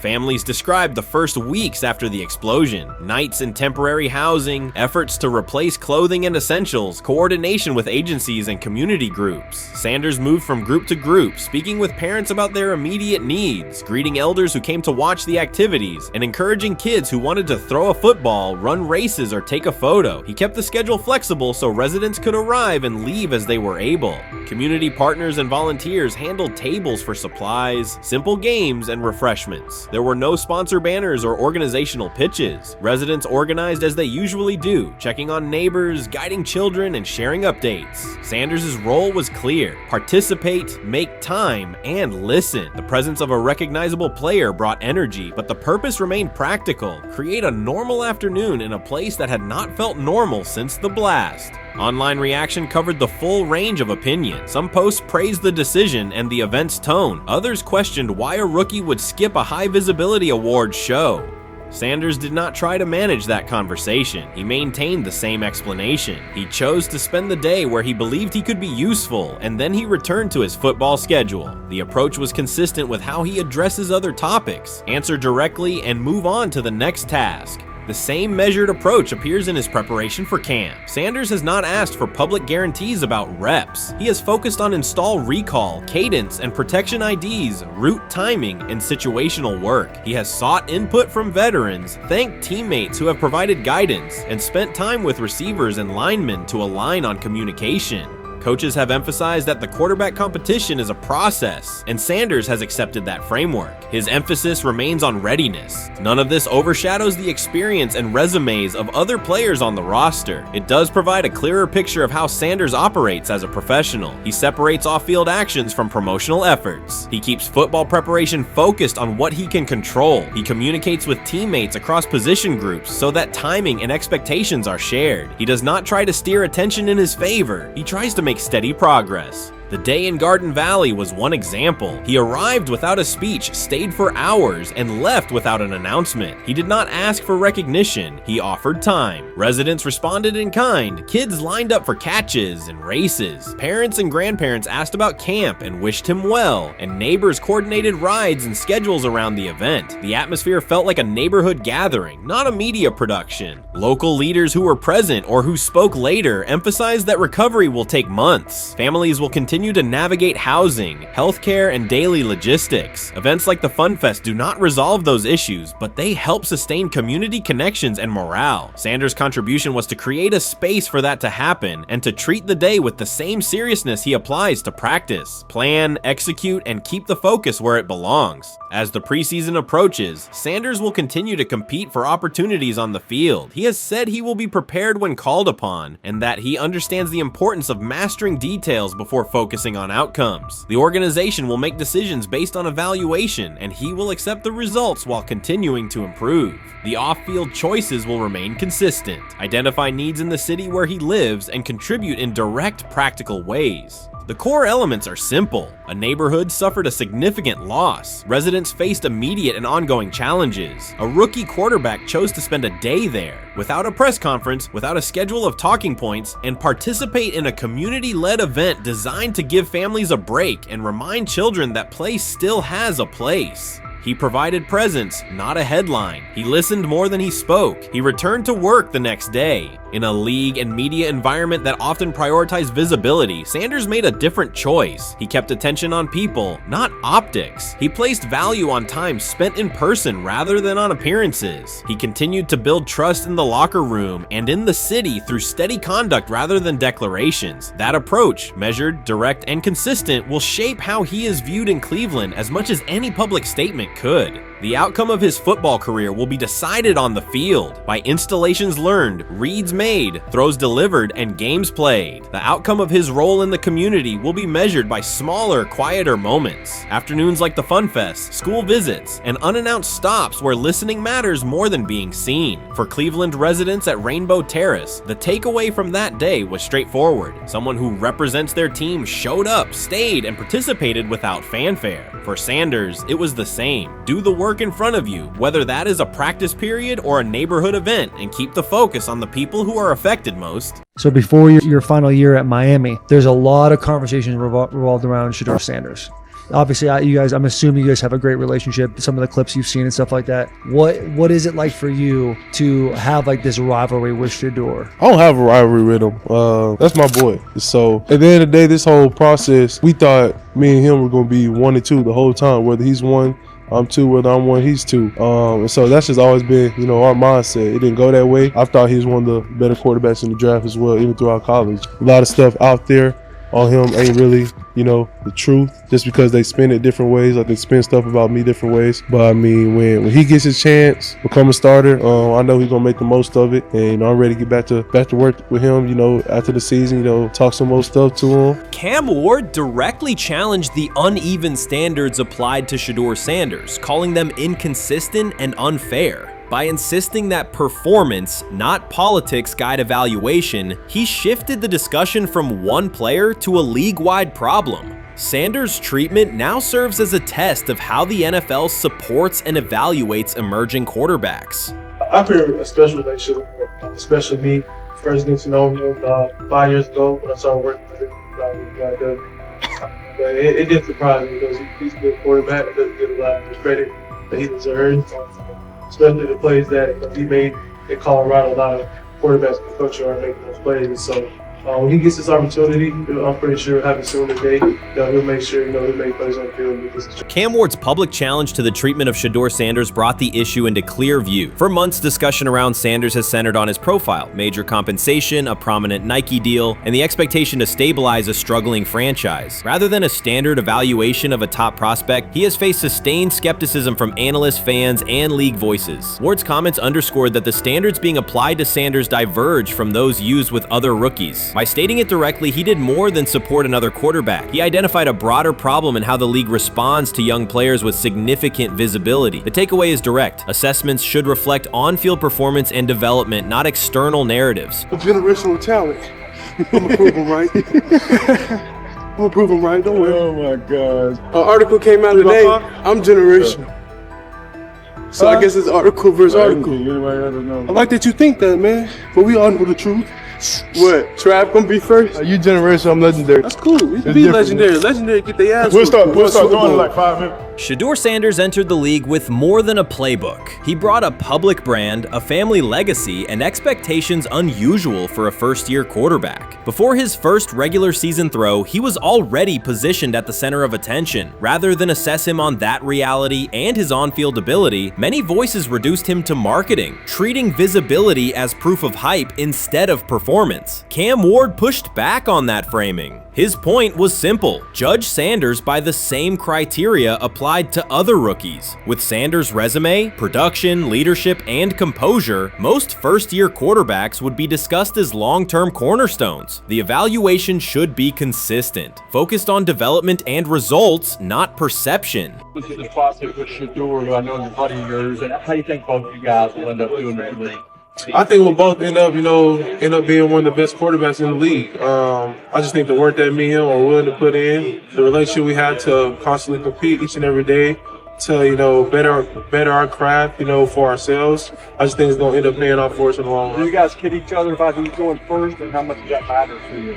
Yeah, we play around, we joke around with it. Really don't mean nothing. The draft pick will never mean anything. At the end of the day, you got to show whether you can prove each and every Sunday. You can't just do it 1 year. Disrespect shows up in two patterns. First, Shedeur Sanders is repeatedly framed through his father, Deion Sanders, as if lineage erases his own work. Discussion drifts to pedigree instead of what the film shows. Second, his visibility is treated with suspicion. His audience reach, partnerships, and ability to lift ratings are labeled hype rather than recognized as value. Instead of acknowledging that he drives demand and expands the stage for his team, critics call it an unfair edge. The result is a skewed evaluation. Star power is held against him while on-field production gets pushed aside. The standard should be consistent. Assess the tape and the development, not the last name or the attention it brings. Well, Ward were microfacts. Cam Ward's remarks went beyond defending Shedeur Sanders. They confronted how the league manages star power. The reality is simple. The NFL markets visibility, but resists it when a player doesn't follow the expected script. Rookies are supposed to be quiet, deferential, and grateful for limited leverage. Sanders arrived with leverage, brand reach, major endorsements, and confidence. And that presence was recast as entitlement. Instead of treating those factors as earned advantages, much of the commentary used them to diminish him. Ward called out that contradiction. The same influence the league sells to audiences is criticized when a young player exercises it. His point is a standards problem, not a personality dispute. Evaluate Sanders on his preparation, leadership, and results. Don't penalize him for having a platform or for using the leverage that the modern NFL itself helps create. Now it sounds like the Cleveland Browns are going to all but imprison Shedeur Sanders in the football sense of a very talented rookie quarterback who obviously needs reps, needs an opportunity, and who now, barring some miraculous luck, will not get the opportunity to play in a single real game. I'm sure many around the NFL are celebrating as we speak. They are chuckling about this. Many in the NFL wanted to teach Shedeur and his daddy. Cleveland became the center of the conversation. With Shedeur Sanders attached to a major Nike partnership, the expectation was straightforward. He should be given real game reps. The Browns instead leaned on Joe Flacco as the default choice. treating stability as the safer path while sidelining a quarterback with clear cultural and commercial pull. Each week Sanders didn't see the field, scrutiny grew. Commentary questioned the value of his contract environment and relevance, and fan debate shifted from development to doubt. That wasn't measured evaluation. It was a delay framed as prudence that eroded confidence in the process. Cam Ward reset the terms of the debate. He pointed to an uneven standard. When veterans or other young players secure significant endorsements, it's considered smart business. When Sanders does it at scale, it's recast as ego or hype. Even the scope of his off-field agreements became ammunition against him rather than evidence of market demand. Ward's position is simple. Use one standard. Assess Sanders on preparation, decision-making, and progression, not on discomfort with his platform. Treat visibility as an asset, not a disqualifier. The issue isn't attitude or branding, it's the consistency of the evaluation. Ward called it directly. The treatment has been unequal, and it should be corrected by aligning opportunity with performance criteria. Fans need to recognize there's not a team in the league he'd start for. Not one. That's not ridiculous, that's not unfair, that's not a vast conspiracy. Shedeur Sanders fans are Angel Reese fans. They're just fair weather fans who don't really give a fuck about the sport. Most of them are just Dion fucking groupies that followed him when he went to fucking Colorado, just like Angel Reese's fans had never watched basketball prior to her playing at LSU, and they followed her to the WNBA and don't know shit about the sport. That's it. Now Dion fucking groupies are running around acting like, oh, this is payback to his dad. The timing is pivotal. Shedeur Sanders isn't trying to blend into the league's background. He's shaping the agenda. He drives debate segments, fuels short-form highlights, and moves merchandise at a pace most rookies never approach. By the metrics that define modern attention, he is the draw. Yet, a segment of observers continues to undercut him, not because of shortcomings on tape, but because of discomfort with how prominent he already is. Cam Ward put words to what many could see. Coverage around Sanders has been filtered through reaction to his visibility, rather than a clear read of his performance and growth. The market has already weighed in. Demand is real, not manufactured. Nike's record-level rookie endorsement aligned with that reality, signaling long-term value and cultural reach. This exposes a core contradiction. The NFL depends on star power to sell tickets, fill stadiums, and boost ratings, but it resists stars who set terms on their own. Visibility is celebrated until a player exercises it. The fix is straightforward. Apply one standard. Evaluate Sanders on preparation, decision-making, and results, and treat his platform as the asset it is. If the league benefits from his presence, its evaluation practices should reflect that same reality, consistently and without penalty for scale. Shedeur Sanders does not depend on league promotion. He established his platform before the NFL and continues to expand it on his own terms. That autonomy challenges the status quo. Cam Ward's support was more than a defense of a teammate. It was a warning that if the league holds to outdated expectations, it risks falling behind the very players who drive audience attention and revenue. Claims that Sanders lacks real popularity ignore measurable facts. A large, active following, consistent merchandise demand, and sustained coverage across major outlets. Doubts about his standing as a quarterback overlook his college production and growth indicators. The pattern is familiar. Efforts to minimize him increase his reach. Each skeptical headline widens the spotlight, and each dismissive take creates more engagement. You cannot reduce a player built for visibility by arguing he should be less visible. The practical outcome is the opposite. Scrutiny becomes signal. Sanders is not merely enduring criticism, he is turning it into momentum, converting attention into leverage on and off the field. I view things as I got time. I got time to be able to grow and mature, and be able to understand the ins and outs of the defenses and be able to get the good insight from the vets in the room. So I look at it as, a plus. And whenever, it's time for me to play. Shedeur Sanders rolled into Browns camp and instantly made the whole practice feel like a recess pickup game. NFL vets suddenly looked like they'd forgotten the playbook and were just trying to keep up. With that being said, I see some balls coming out of Shedeur Sanders at that camp, and I'm like, kind of looks like a guy. Yeah, I'm ready. He can sling it. Ready to. I see him, some of the veterans, how they talk to him, mic'd up, see what he's doing in the community. Talking about Njoku there? joker like that. But you once you see, different little interactions and things like that, I know he has the talent. We'll see. It'll be a competition that usually brings the best out of guys, especially young guys. So I'm interested to see how that quarterback situation. Right after Shedeur Sanders tightened his cleats and the Browns settled in for what they figured was a routine camp day, the whole vibe tilted sideways. No blazing comet, no UFO touching down at midfield, just a swagger-charged quarterback striding in like he'd crashed the wrong league and thought, yeah, I'll stick around and run this show. The Browns had no clue what storm was rolling in. You'd expect an NFL team to do a quick scout, maybe pull up a highlight reel or two, but nope. They greeted Shedeur with a shrug, only to watch him seize the field on snap one and run the whole operation like a seasoned pro. First and foremost, he's been the best quarterback in camp. Now look, Joe Flacco ain't had many opportunities. There was a whole day I saw he didn't throw the ball at all. Here's my theory on the situation. They already know who's starting in the number 2 is. They already know. Joe Flacco and Shedeur Sanders is already locked up. You're missing the boat, people. You're missing the boat. Your boy, Kenny Pickett and Dylan Gabriel, they're fighting. Shedeur didn't merely clock in, he hijacked the session. One moment he's loosening his arm, the next he's roasting veteran QBs like faded names on busted draft boards. Defensive coordinators everywhere had the same gut punch reaction.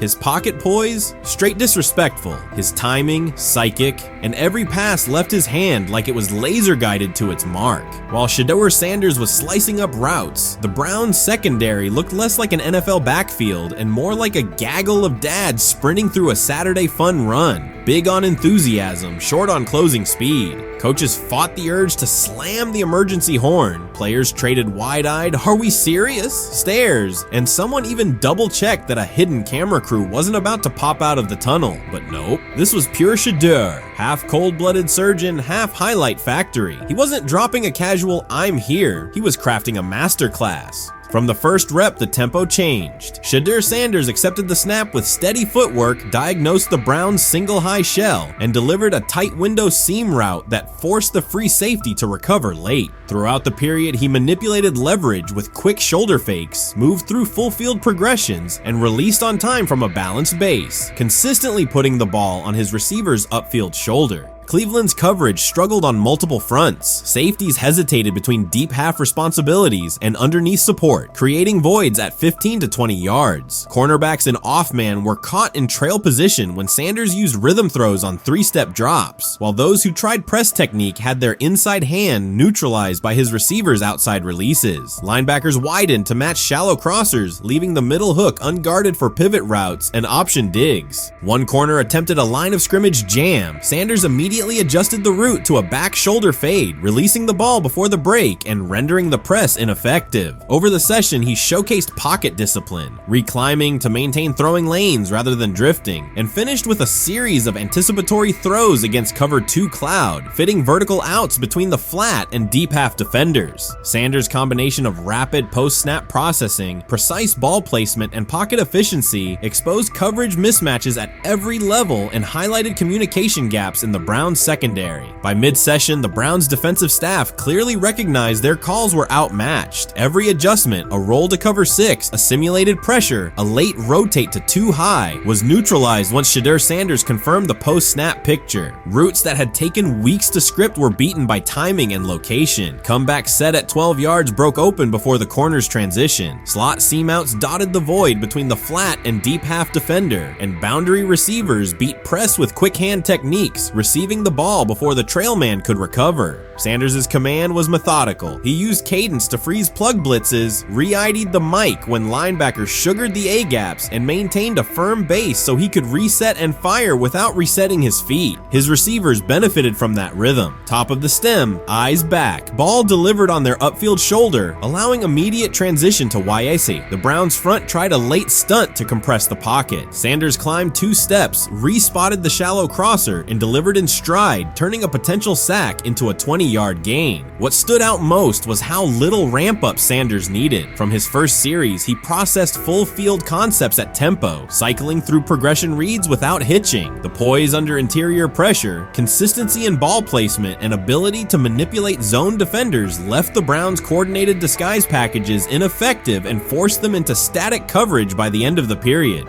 In short, Sanders' efficient mechanics, rapid processing, and anticipatory accuracy rendered Cleveland's defensive game plan ineffective at every level, from pre-snap disguise to post-snap spacing. Imagine there's many people that think Dylan Gabriel's a better quarterback than Shedeur Sanders. I don't care where they were drafted. If the Browns are the one team that thinks that, then I'm going to suspect it's not true. They don't know what. Listen, I've been on every quarterback evaluation for 30 years. Right. I never root against anybody. Yeah. But I'd be surprised if Dylan Gabriel's ever a legitimate starting quarterback for the Cleveland Browns. I'd be surprised. I just don't think. Well, then it is a wasted pick because you took him in the top 100. Yeah, but potentially. Yeah.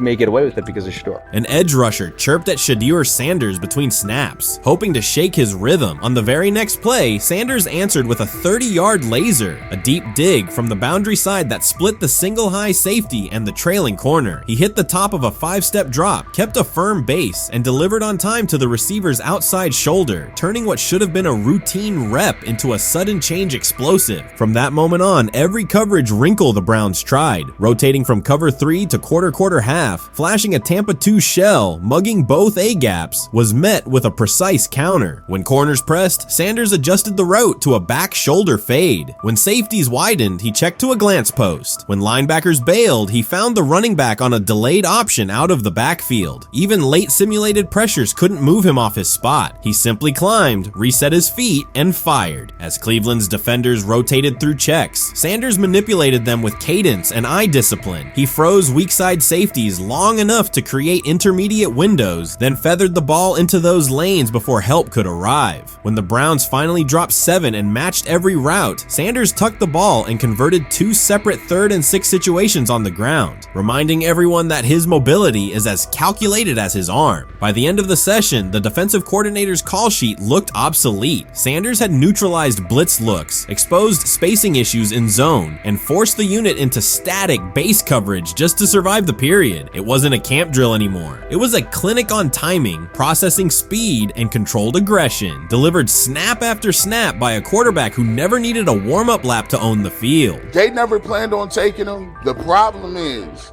like Ocho Cinco said, you got somebody that has endeared himself to the locker room. And guess what? The difference between him and Tim Tebow, the biggest one, is he can play. He can throw the ball. Tim Tebow running around being an H-back, he can throw the ball. And he's done everything he needs to do. He ain't saying nothing. He ain't rocking the boat. He ain't mad about the reps. He ain't mad about none of that. All the people out there want to see is this, like Tyler said earlier. We want to see what he can do with Jerry Jeudy. That's it. I want to see what he can do with David Njoku. I want to see him with Junkins. I want to see him with the first running backs. If you are cooking, if you are beating down the doors with the 3s and 4s, guess what?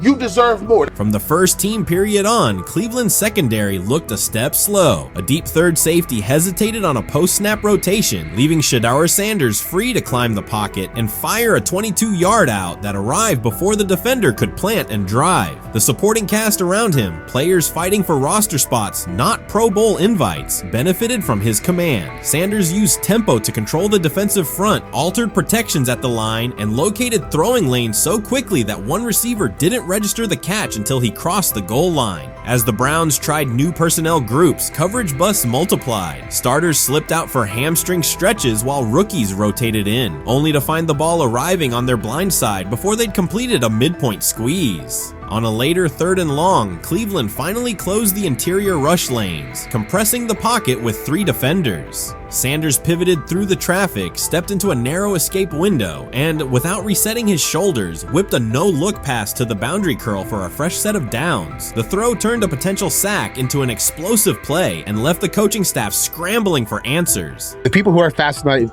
by Shedeur for whatever reason, whether it's his play, I guess, last year was kind of fun. If you're just like a guy who grew up like loving Deion Sanders and passed that love on down to your kids, I can see why you're like that. The one thing I will give them is you're looking at this quarterback room. If you're a fan of Shedeur and say, why can't he go beat Dylan Gabriel or Joe Flacco or Kenny Pickett?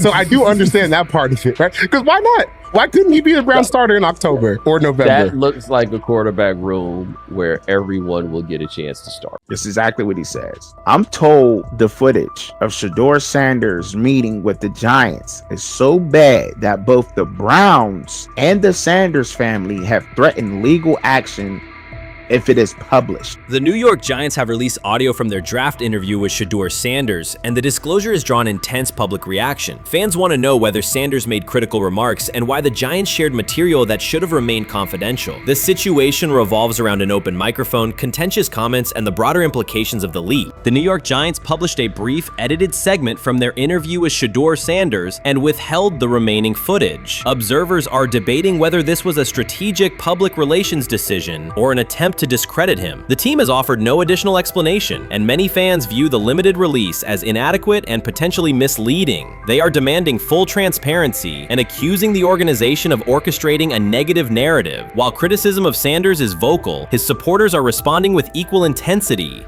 There was another team that he sat down with. What do you mean it didn't go well after that? So, he was pissed that they did that to him. They did that to him. He counter-confronted the them. same thing they do to every other quarterback prospect. They did that to him. They slide in a mistake to see if you catch it. Right. And so because you're the quarterback. But he didn't take it as a correction. He took it as like he got pissed off. Yeah, and it's like so here's another one. So another one was, he throws a bad interception, and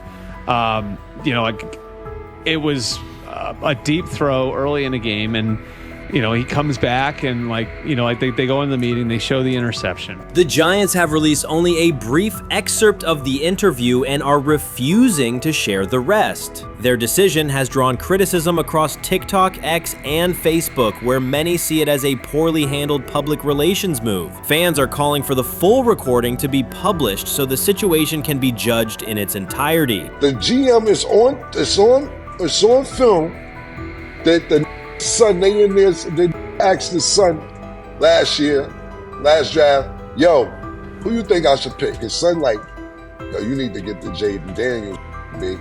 This is what his son, it's on tape. You should go Jaden Daniels. He laughing at his son. And all right, cool, get Jaden Daniels. I don't even know how that tape got out.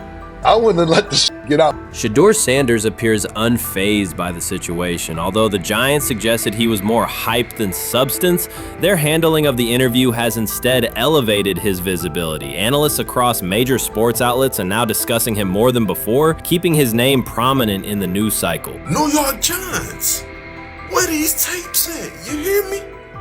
Because if Shedeur Sanders was so unprofessional, y'all would have leaked the tapes for the whole world could see, right? Cause understand, it's a lot of he say, she say.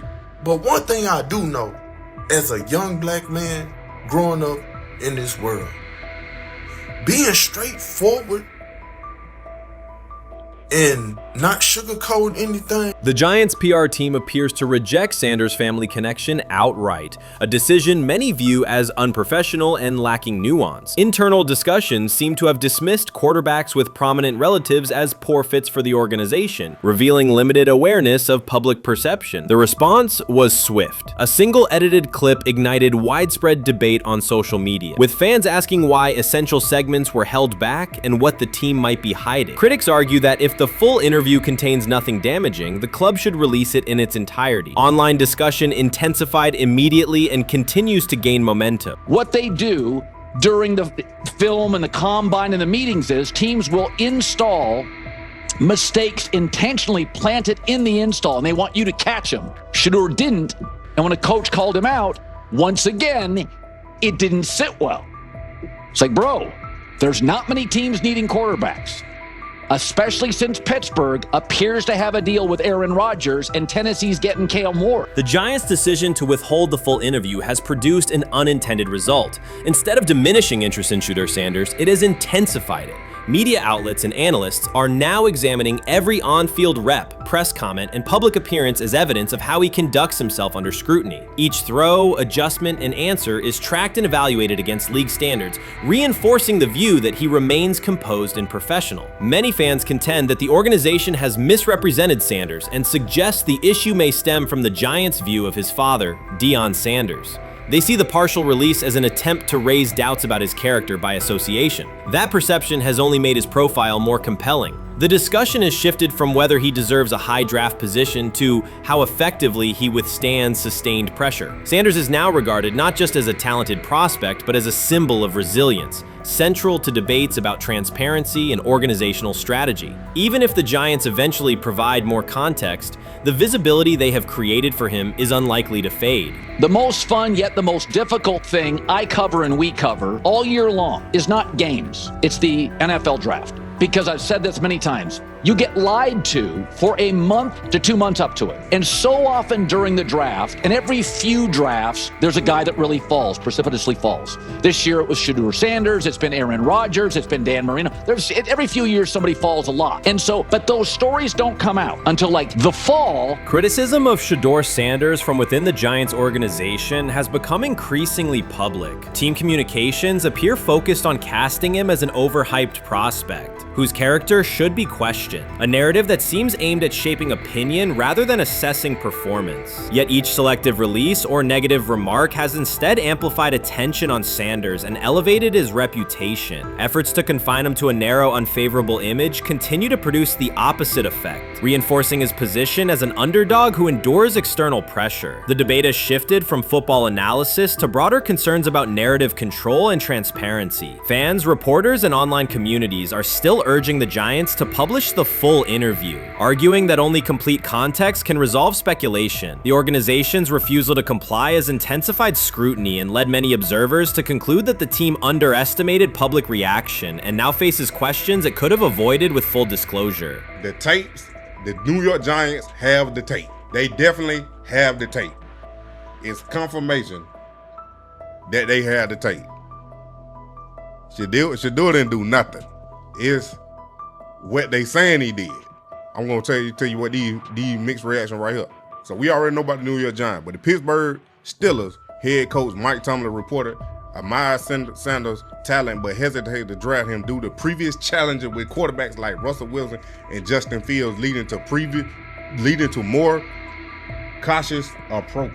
Las Vegas Raiders. Sanders met with Raiders at the NFL Scouting Combine and expressed enthusiasm about potentially joining the team. His familiarity with the West Coast offense and quick release was noted positive, though concerns about his ceiling. Hours after the Giants posted that short audio clip, the timeline never slowed. Comment threads filled with frame-by-frame breakdowns, lip-read attempts, and side-by-side comparisons of what was said versus what was left out. Reporters called league contacts. No one could explain why a franchise would stir this level of curiosity only to seal the vault. Each refusal sharpened focus on Shedeur Sanders, turning routine throws into national talking points. Analysts kept circling back to the same note. His cadence at the line looks unchanged, steady against the noise. Hashtags demanding the full interview, trend drop, and trend again. Podcast hosts bump scheduled segments to lead with the leak. Rival teams get asked how they would handle a similar situation, then quietly check their own archives. Inside Giants headquarters, the plan to shape the story looks less like strategy and more like a slow burn spotlight they can't switch off. And now every preseason snap, every media availability, every stray sideline camera angle gets fed into a loop that asks, what are they still hiding? The file remains locked. Curiosity keeps compounding. Until someone presses upload or steps to a podium and explains the redactions, the subject drifts away from depth charts and play design, fixing instead on secrecy, control, and the risk of underestimating how fast attention turns pressure into permanence. Momentum isn't fading, it keeps recalibrating, louder, impossible to mute. He lied to us all when he said that this was going to be an open competition, a four-man open competition when it comes to the QB situation up there in Cleveland, in which, from the looks of it, all we've seen it be was a three-man race. The only people that has been getting reps in with the first team or with the veterans are Joe Flacco, Kenny Pickett, and Dylan Gabriel.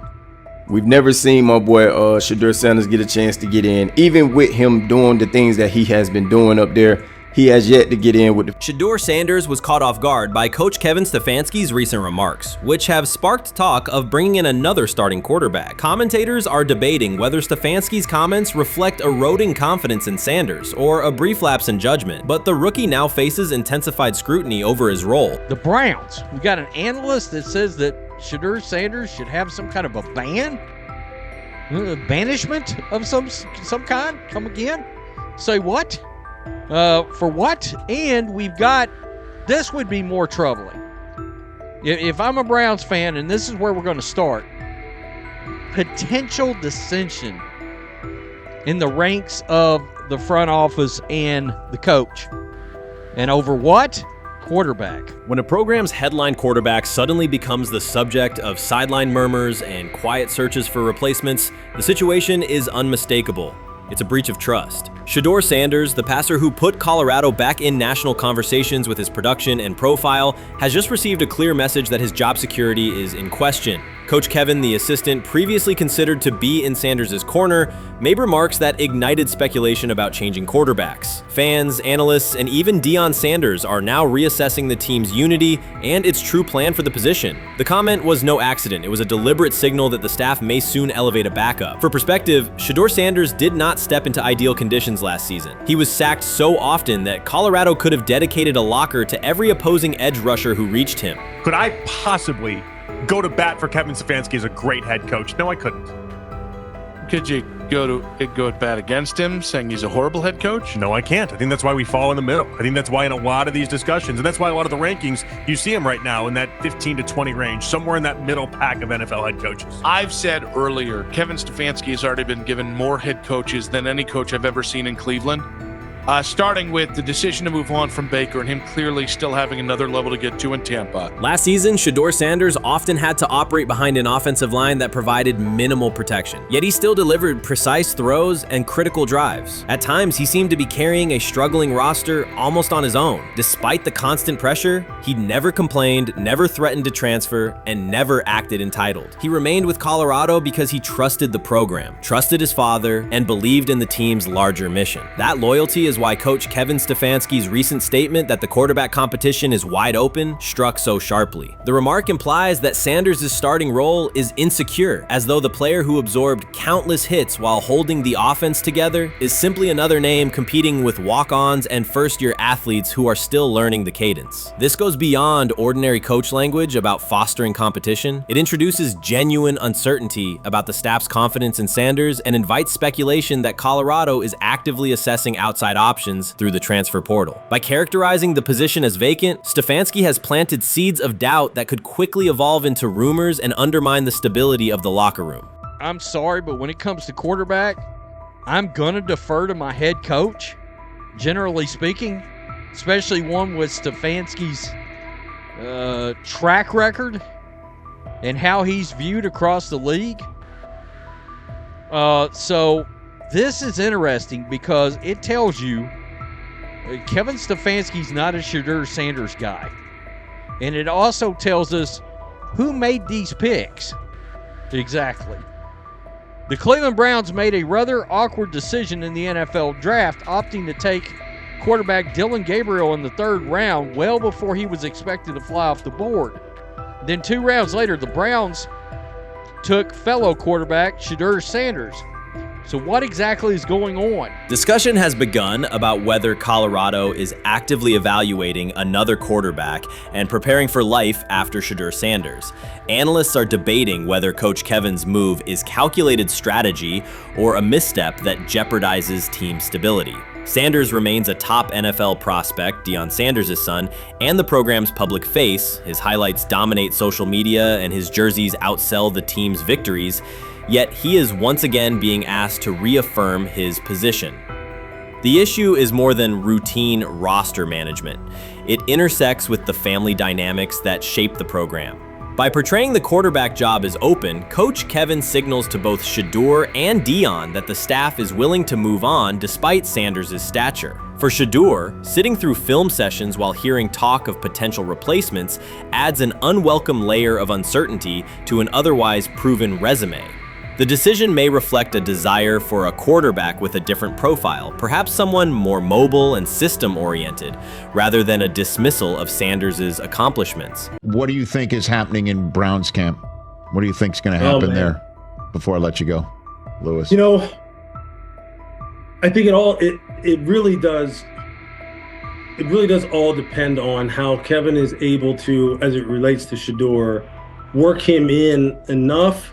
Well, one, Shedeur has to earn the right for Kevin and the staff to have discussions about, hey, we got to get him more reps with the 1s and 2s. We got to get him more reps with the 1s and 2s when we're going team period, not just walk through or not just 7-on-7 team. Louis Riddick reacted sharply on air after viewing practice footage from the Cleveland Browns. The clip showed quarterback Shedeur Sanders executing a string of precise throws while the Browns head coach watched with a broad smile. Riddick questioned whether the session was focused on evaluation or celebration, arguing that visible enthusiasm from the staff could cloud objective assessment of a rookie's progress. Earlier in the segment, Riddick's tone had been measured once the Sanders highlights appeared. He criticized the perception that a routine practice was being treated like a marquee event. He stressed that coaching reactions should remain subdued until performance translates into game situations. Riddick concluded by calling for accountability and asking the Browns to clarify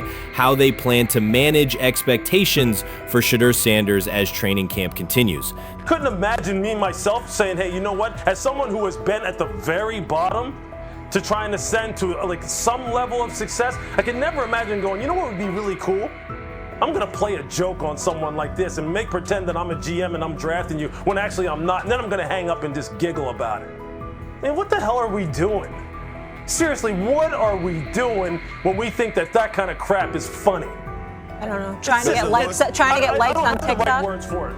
Right, Louis, I'm gonna say this. I don't have the right words for it. Few situations unsettle a former front office executive faster than watching coaches celebrate a rookie quarterback before pads come on in August. In Louis Riddick's view, the Browns staff did more than acknowledge promise. They acted as though they had already secured their franchise leader. Throughout the session, Shedeur Sanders delivered 40-yard throws off his back foot, ran crisp 2-minute drills, and displayed steadiness rare for a first-year player. According to reports, each successful rep drew audible admiration from the sideline, highlighting how quickly enthusiasm has escalated.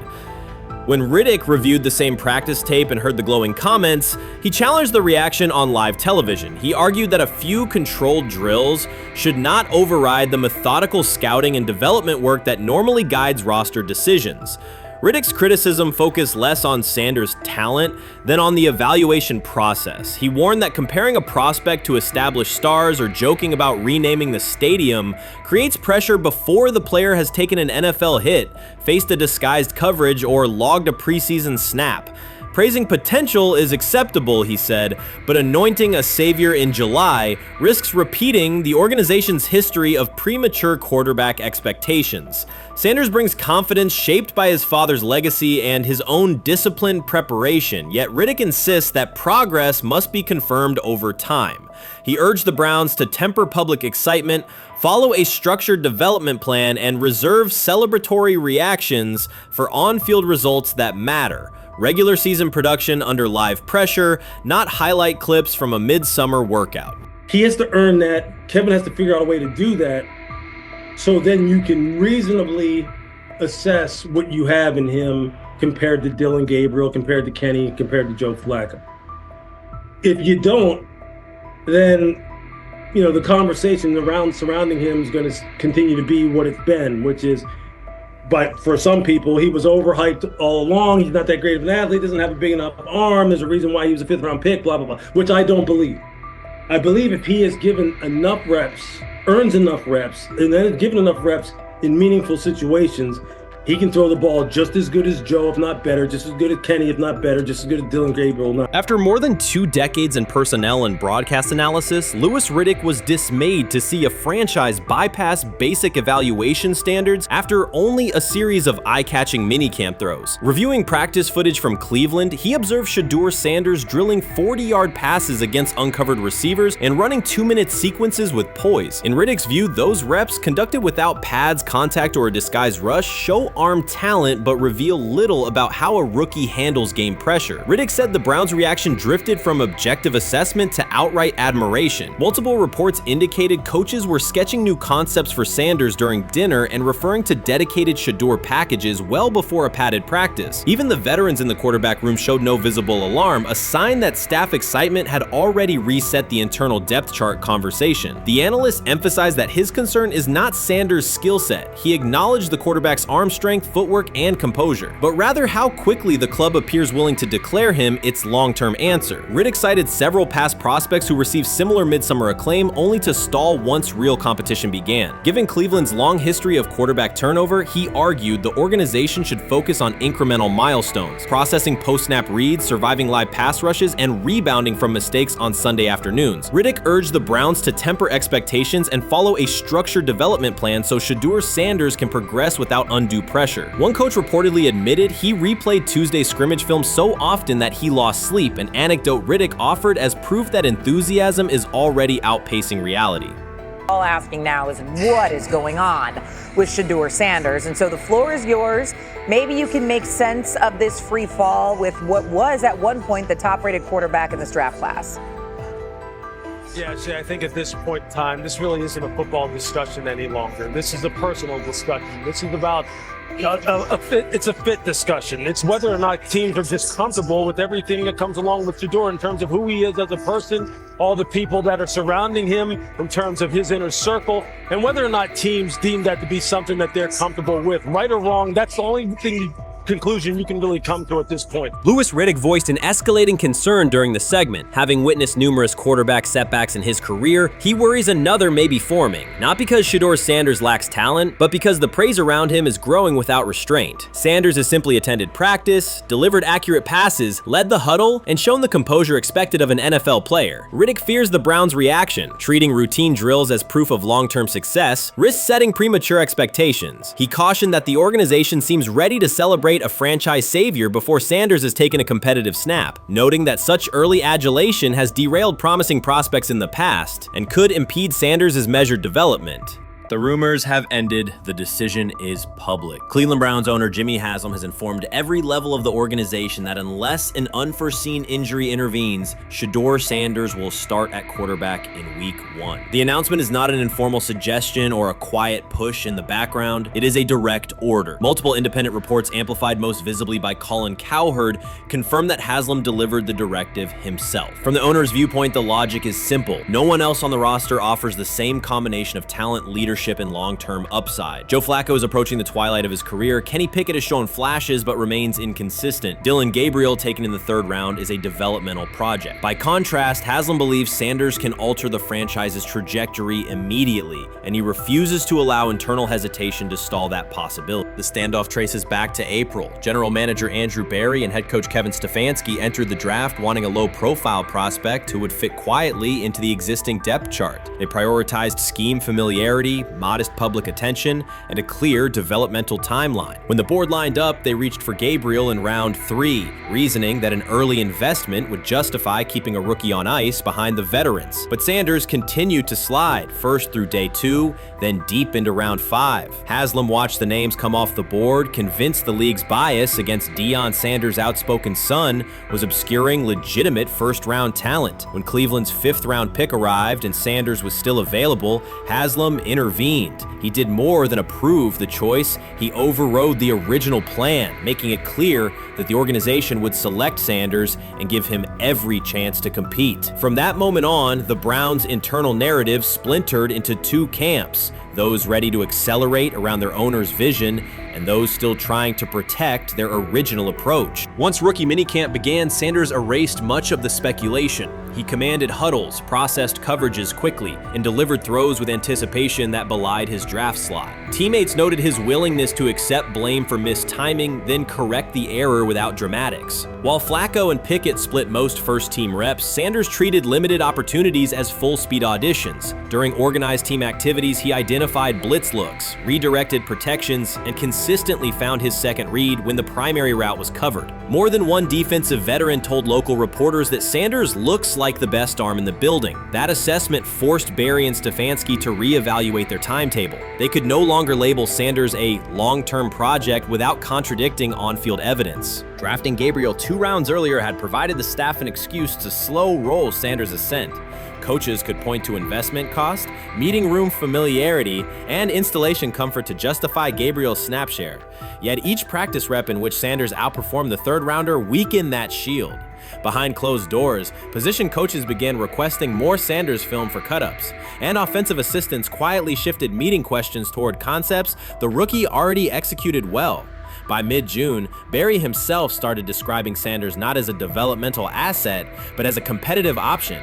Those subtle linguistic changes signal the front office's recognition that the narrative had moved beyond their control. Haslam's history with quarterbacks is well documented. His pushes for Johnny Manziel, Baker Mayfield, and Deshaun Watson were high visibility swings, each driven in part by a desire to generate excitement as well as wins. Critics highlight those choices to question his evaluation track record, yet Haslam perceives Sanders differently. Where Manziel carried off-field concerns, Sanders brings a reputation for professionalism. Where Mayfield's leadership style divided veterans, Sanders' approach has united receivers and linemen. Where Watson's trade involved unprecedented controversy, Sanders arrived at minimal draft cost. Haslam sees a rare chance to capture star potential without mortgaging the future, and he is unwilling to cede that upside to cautious pacing. Cleveland's supporters, weary of revolving door quarterbacks, have rallied around Sanders with unexpected speed. Sales of customized Sanders number 2 jerseys surged within days of rookie minicamp. Training camp ticket requests spiked once local media circulated videos of Sanders making NFL-caliber anticipation throws during 7-on-7 periods. The mood in Northeast Ohio has changed from tentative hope to active belief. Longtime season ticket holders who once shrugged at preseason storylines now debate Sanders' footwork at neighborhood barbecues. Social media engagement for Brown's content has climbed, driven by highlight compilations of the rookie threading seam passes between linebackers and safeties. All of this places Kevin Stefanski in a fragile position. If he opens week 1 with a veteran starter and the offense sputters, criticism will be swift. Each stalled drive will be interpreted as evidence that he ignored the owner's edict and the fan base's intuition. Conversely, if he names Sanders the starter solely under pressure, any early struggles could be framed as proof that Sanders was rushed, further exposing Stefanski to blame. The only sustainable solution is conviction. Either stand behind a veteran with clear strategic reasoning or embrace Sanders fully and structure the offense around his strengths. Splitting the difference, rotating series, delaying first-team reps, or using vague competition language will satisfy no one and likely jeopardize locker room clarity. Sanders' personal approach has reinforced Haslam's confidence. Instead of taking post-draft downtime,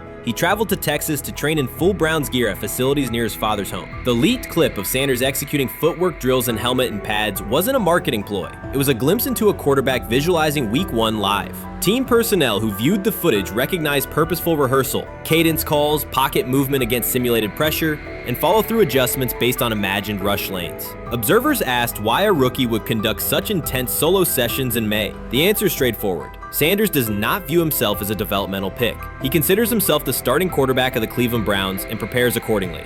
On pure ability, Sanders' arm strength ranks with the league average for starters. His accuracy to the intermediate middle, an area where the Browns' current scheme generates high leverage completions, has drawn consistent praise from receivers. The primary areas still under review are blitz recognition and live bullets and timing on deep outbreaking routes versus press coverage. Those developmental checkpoints are significant, yet daily practice reps show acceleration. In contrast, Flacco's mobility limits the boot action game that Stefanski installed to help Mayfield early in his tenure. Pickett can extend plays, but struggles to attack tight windows between linebackers and safeties, an essential requirement in Cleveland schematics. Gabriel remains an unknown at NFL speed. Thus, the competitive landscape favors Sanders sooner than the coaching staff originally planned. The franchise now stands at an inflection point. Haslam's mandate, the locker room's growing support, and the fan base's enthusiasm all tilt towards Sanders. The front office's earlier strategy, anchored in patience and quiet development, is increasingly untenable. Barry's shift in messaging indicates grudging alignment, but final authority over the depth chart rests with the coaching staff, unless ownership directly intervenes on game day decisions. A move rare but not unprecedented in the NFL. Should Stefanski align with the owner and name Sanders the starter before preseason concludes, he can claim proactive vision and tailor the offense through training camp. Should he resist and open with a veteran who falters, he risks rapid loss of credibility and possibly his position. Either path carries pressure, but only one aligns with the momentum sweeping through the building.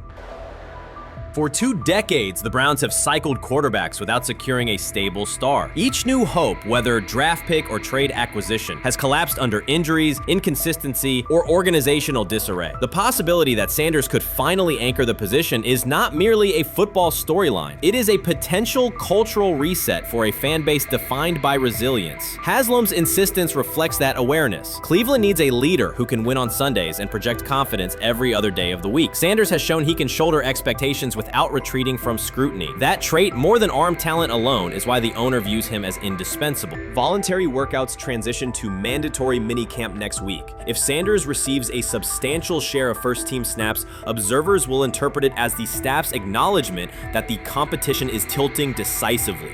A public declaration may not follow immediately, but every rep allocation is a signal. If, however, the staff continues funneling most top unit snaps to Flacco or Pickett, tension will escalate. Local media will question the evaluation process. National analysts will debate the merits of letting a rookie learn through live action versus controlled practice. Inside the facility, players will recognize any disconnect between performance and opportunity, and unity could fray. The Browns have reached a decisive moment. Shedeur Sanders has demonstrated the skill, poise, and work ethic to justify starting in week 1. Jimmy Haslam has publicly positioned him as the future, and by implication the present of the franchise. Kevin Stefanski and Andrew Berry must either endorse that vision or brace for the consequences of delaying it. For Cleveland fans, the significance is clear. A legitimate chance to exit the cycle of quarterback uncertainty and rally behind a signal caller capable of commanding the field and galvanizing the city. Whether that opportunity is seized promptly or postponed will define the Browns' 2025 season and likely the tenure of the decision makers involved. Urban Meyer's roster history underscores the absurdity. Meyer coached Aaron Hernandez, whose off-field crimes are well documented, along with other players entangled in assaults, academic misconduct, and more. Yet Feinbaum singled out Newton, a national champion, Heisman Trophy winner, and NFL MVP, as the worst. This selective condemnation is not new. When Deion Sanders recently suggested implementing an NIL salary cap to restore competitive balance, Feinbaum dismissed the proposal and called Sanders a hypocrite rather than engage with the substance. The pattern repeats. Feinbaum routinely targets Cam Newton, Deion Sanders, Jameis Winston, Lamar Jackson, outspoken black athletes and coaches, while extending grace to figures such as Nick Saban, Kirby Smart, Dabo Swinney,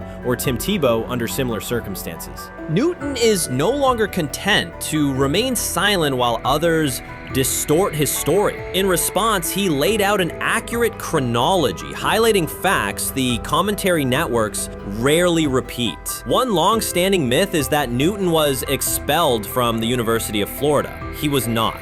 Tim Tebow held the starting job unchallenged, and Meyer had no intention of displacing his star. Like thousands of athletes each year, Newton transferred to find a place where he could play. The move was strategic, not disciplinary. He is with 3-2-2-5-3-17 to transfer to and more back. Meyer was. Critics habitually resurrect the 2008 laptop incident to tarnish Newton's entire career. Newton has acknowledged the mistake, but its relevance is overstated. The incident did not prompt his transfer, nor did it derail his trajectory. After leaving Florida, Newton enrolled at Blinn College, a Texas JUCO powerhouse, and led the Buccaneers to a national championship while posting dominant statistics. That performance earned him the opportunity to transfer to Auburn. At Auburn, Newton produced one of the most extraordinary single seasons in collegiate history. More than 4,000 yards of total offense, 50 combined touchdowns, an SEC title, a national championship, and the Heisman Trophy. Achievement compressed into a single year under intense scrutiny. Even that landmark season is recast by Feinbaum as a cautionary tale. He claims Newton ignored head coach Gene Chizik by diving for a goal line touchdown when told to kneel, jeopardizing the game. In reality, Newton explained that the decision was a collective adjustment made in the huddle after reading the defense. While Auburn still held timeouts, the Tigers maintained control and secured the championship. Portraying that moment as reckless serves to recast Newton's success as selfishness rather than leadership.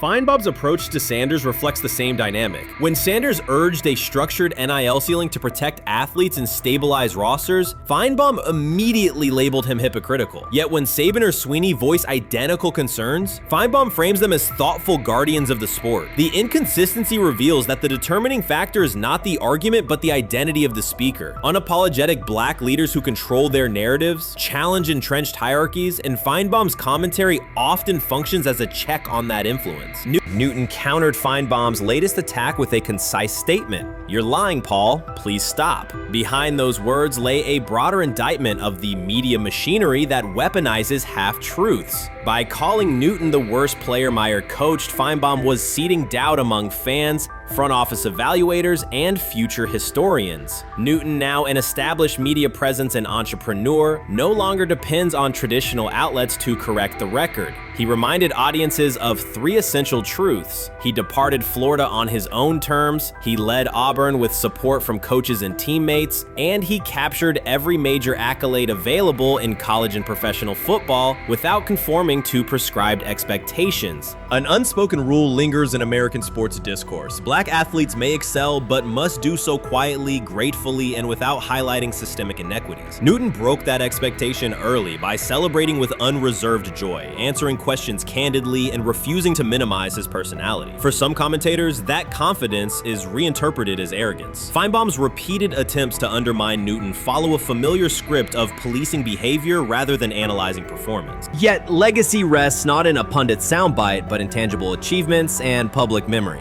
Newton's resume, Heisman winner, national champion, NFL MVP, speaks for itself. Millions of fans witnessed his impact on Saturdays and Sundays. Countless young quarterbacks saw someone who looked like them redefine the position's possibilities. The same is true for Sanders, whose player-first coaching philosophy and media savvy continue to influence college football's direction. Feinbaum's commentary cannot erase these realities. Newton, Sanders, Winston, Jackson, and others have already secured their places in football history. By publicly confronting misinformation, Newton set a precedent for athletes who now possess the platforms and technology to present their stories unfiltered. The microphone no longer belongs exclusively to legacy broadcasters. Newton holds it now, and he intends to keep it. A decisive shift that reduces the gatekeeper's influence and ensures that accomplishments are judged on merit rather than narrative manipulation. Rich Eisen addressed the armchair analysts and online critics head-on. Shedeur Sanders just received his opportunity, and the backlash arrived immediately. Eisen responded with a clear, point-by-point case explaining why the criticism misses the mark. If you thought Shedeur's rise was rapid, Eisen's analysis puts it in proper context. Here's what he laid out on air. Already speaking in Cleveland high schools. Weekend after, flying out immediately to get to work. But his character's terrible, right? You know, and listen, oh, he interviewed bad, you know, according to who? The New York Giants? No offense, Bert. The same New York Giants that gave Daniel Jones a huge contract and let Saquon Barkley out the door, that's the intel we're trusting here? That was for him to celebrate. He just made, I mean, look, he put in work in college. He had the privilege of being coached by his father, which we all would love and choose. Turned around not one, but 2 programs in college football. And then literally for any athlete, being drafted at the highest level is a success story in itself. Rich Eisen delivered a direct response to the critics. He addressed the online claims reducing Shedeur Sanders to Deion Sanders' son instead of evaluating him as a quarterback on merit. Eisen challenged those assumptions and refocused the discussion on performance, preparation, and opportunity. Say Kenny Pickett had strained his hamstring. Shedeur, they say his first day in pass, 9 for 9, 2 touchdowns, no interceptions. Really was just hating on this young guy. Within minutes, Rich Eisen delivered a structured breakdown, addressing each claim with evidence and dismantling weak narratives through clear analysis. He replaced speculation with data and kept the focus on what matters: decision-making, accuracy, leadership, preparation, and game management. The reality is simple. Shedeur Sanders was not given this opportunity. He earned it through performance and consistency against real competition. He accepted the role, met the standard, and handled the moment with professionalism and urgency. No shortcuts, no favors, just results and readiness. Eisen's point was direct. Evaluate Shedeur on his work, not assumptions, and acknowledge that he has justified the opportunity on the field. I've done it at 2 locations already, so it's simple. So that's why when people say I'm not, you know, one of the top quarterbacks or the top quarterback, is what are y'all going based off of? Because I did it year after year after year, and you see the progression. So it's like, obviously it got to be some type of external hate that you have for the family, for the last name, for anything. Because I know I proved myself. While many were still debating whether he was NFL ready, Shedeur Sanders stepped onto the practice field and operated like a clear QB1, setting protections, controlling tempo, and executing the plan. The narrative that he is just flash, media attention, or his father's influence does not hold up against his work in installs, progressions, and situational drills. What he showed was composure, efficiency, and command of the offense. He processed quickly, protected the football, and delivered on-time throws, demonstrating preparation and control. I'm a firm believer If I wanted Shedeur Sanders at 2, at worst at 33, of course I already think that he's better than the other quarterbacks. Because that's the type of talent, that's where I would have picked him at. And if he was at 2 or 33, and he still had the same exact skill set, we would be talking about him starting and playing. Right. Well, there'd only be 3 quarterbacks. It'll be 3 quarterbacks, not 4. Not 4, yeah. But since he moved to the 5th round, that's cool. They might have to go along with it. But to me, I think if you ask who got the best tools, I'm going with Shedeur Sanders. From the first day of camp, he was not there to get by. He arrived to lead. There was no hesitation in installs, no lapses in fundamentals, just precise timing, clean footwork, and consistent velocity to every level of the field. He managed protections, controlled cadence, and delivered in situational work, showing command rather than learning on the fly. The approach was efficient and disciplined, with attention to detail and progressions and ball placement that reflected preparation, not improvisation. At the same time, Rich Eisen addressed the narrative directly and backed it with evidence. He laid out clips, context, and performance markers to cut through speculation. Eisen emphasized that Shedeur Sanders did not step into this moment because of publicity. He built toward it through sustained work, resilience, and results. The background, media readiness, high football IQ, and a professional approach was developed over years, not days, and it translated to immediate operational control of the offense. The resistance came from familiar places. Some in the traditional guard still framed mobile quarterbacks as limited and expected the nepotism label to define him. That view did not hold up against what was on the field. Composure under pressure, secure decision-making, accurate throws into tight windows, and consistent execution in red zone and 2-minute sequences. Eisen's point was clear. Evaluate Shedeur Sanders on performance and readiness. The evidence shows he earned the opportunity and is meeting the standard with accountability and consistency. Yeah, teams didn't draft him because they didn't think he was first-round talent. And the quote we played and that's on the screen, I think is flatly wrong. We all know this shouldn't have happened. Yes, it should have. It should have happened because this wasn't. Now, again, teams can be wrong. The league as a whole can be wrong. Hell, the Baltimore Ravens drafted a 25-year-old tight end before they drafted Lamar Jackson in the same draft. The die is not cast on who Shedeur Sanders. He stated it plainly. This is not a celebrity appearance. This is a quarterback with pocket presence, leadership, and decision-making that stands on its own. You either show it or you settle into a backup role. Shedeur Sanders is not auditioning. He is establishing himself as the starter. When the opportunity arrived, whether through injury, trade, or depth chart changes, Shedeur was prepared and delivered. He did not hesitate. He executed the offense and finished drives. As others tried to catch up to what they were seeing, Rich Eisen reinforced the same message he has been repeating. Evaluate the work. Camp reports have been consistently positive, but the important shift is how the performance is being received. Casual attendees who came to observe left talking about Shedeur's command and poise. Detailed observers focused on his pre-snap reads, protection checks, and audibles, highlighting the mechanics, timing, and ball placement that support efficient, controlled play. What it is that they're doing is they're treating Shedeur Sanders like a 5th-round pick. Right? We're not covering every 5th-round pick in the NFL hoping that he gets an opportunity to be the starter on day 1.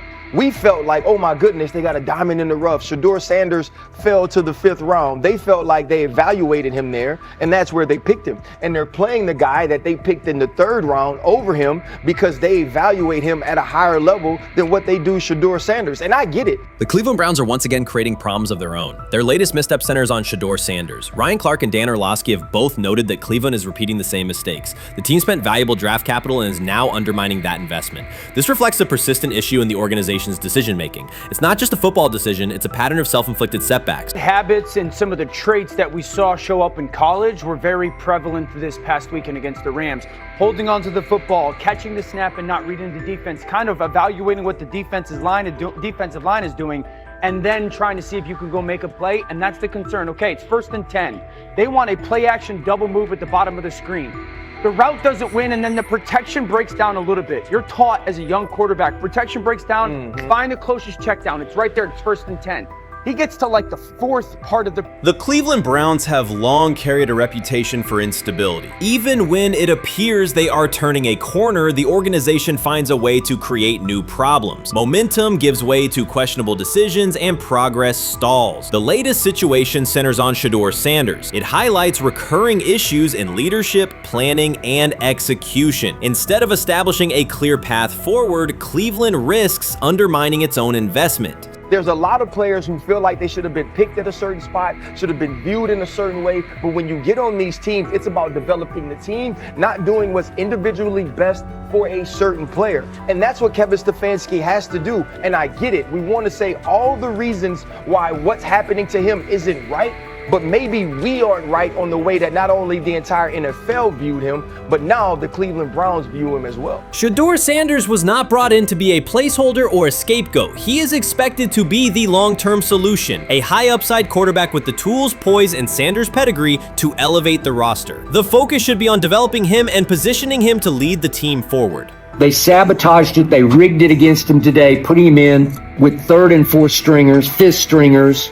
You got no shot at quarterback. They threw him in because they didn't want him to make any more splash and put any more heat on Stefanski. It's a desperate, dangerous situation in which he's got no shot, man. He's throwing to Sal freaking Cannella. What? But he got sacked 5 times because he's hanging on the ball trying to make a play, and nobody can separate. Then it comes down to a couple of minutes are left, and Shedeur tries to go on the field, and Stefanski puts Tyler Huntley in place of him. Excruciating to watch. Shedeur Sanders brings accuracy at all levels, steady leadership, and the kind of composure that comes from handling pressure. Fans were energized, and the league was paying attention. For once, Cleveland had a credible source of hope at quarterback, then the familiar pattern returned. Instead of committing to a clear development plan, first-team reps, stable direction, and a defined timeline, the Browns introduced uncertainty and slowed his progress. Rather than building around him and giving Shedeur a direct path to lead, they split priorities and sent mixed signals. The result is momentum stalled at the very point it should be accelerating.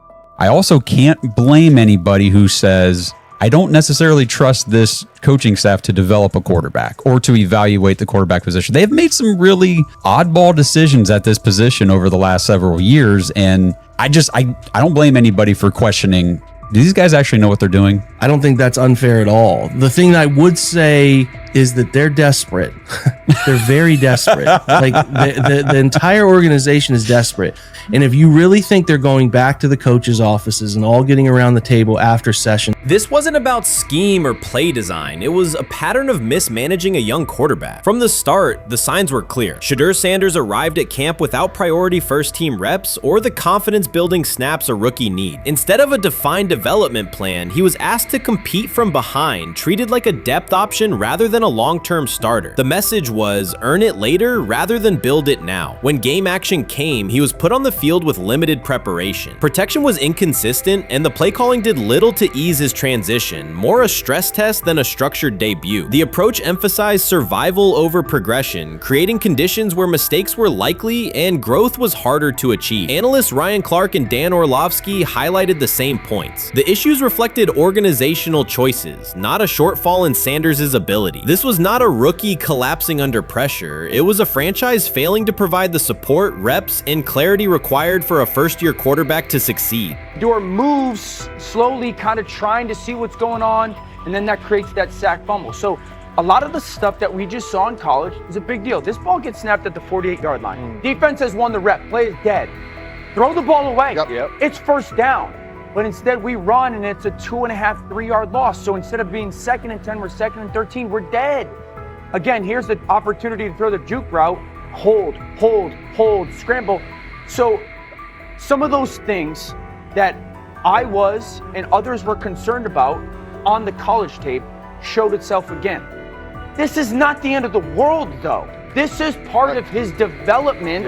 Cleveland managed to take a highly promising rookie and within weeks put him in a position where he looked unprepared. Ryan Clark called out the core issue. A first-year quarterback cannot succeed without protection, clear situations, and a controlled environment. Dan Orlovsky added that when a young quarterback isn't given structure, support, or coherent schemes, you're not evaluating ability, you're manufacturing failure. That's what happened to Shedeur Sanders. Browns fans weren't just disappointed with the results, they were alarmed by the process. This is a fan base familiar with quarterback missteps, yet even they recognize the pattern. A talented prospect subjected to poor planning and inconsistent guidance. After one preseason setback, the conversation shifted toward maybe Shedeur isn't ready instead of examining coaching, play design, and preparation. The reality is clear. The question isn't whether Sanders is ready, it's whether the Browns were prepared to develop and support him. Well, that would be a nice exit strategy because he would come up as doing Shedeur a favor. Like one's got to go, right?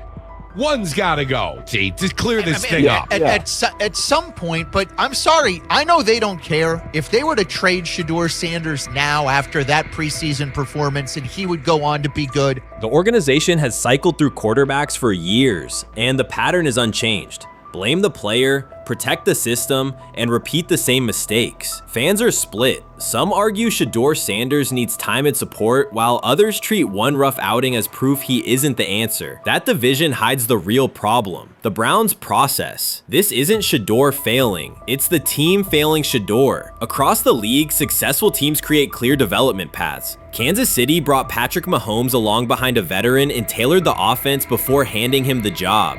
Houston committed to CJ Stroud, built around his strengths, and let him grow with consistent direction. Smart teams invest, protect, and show belief.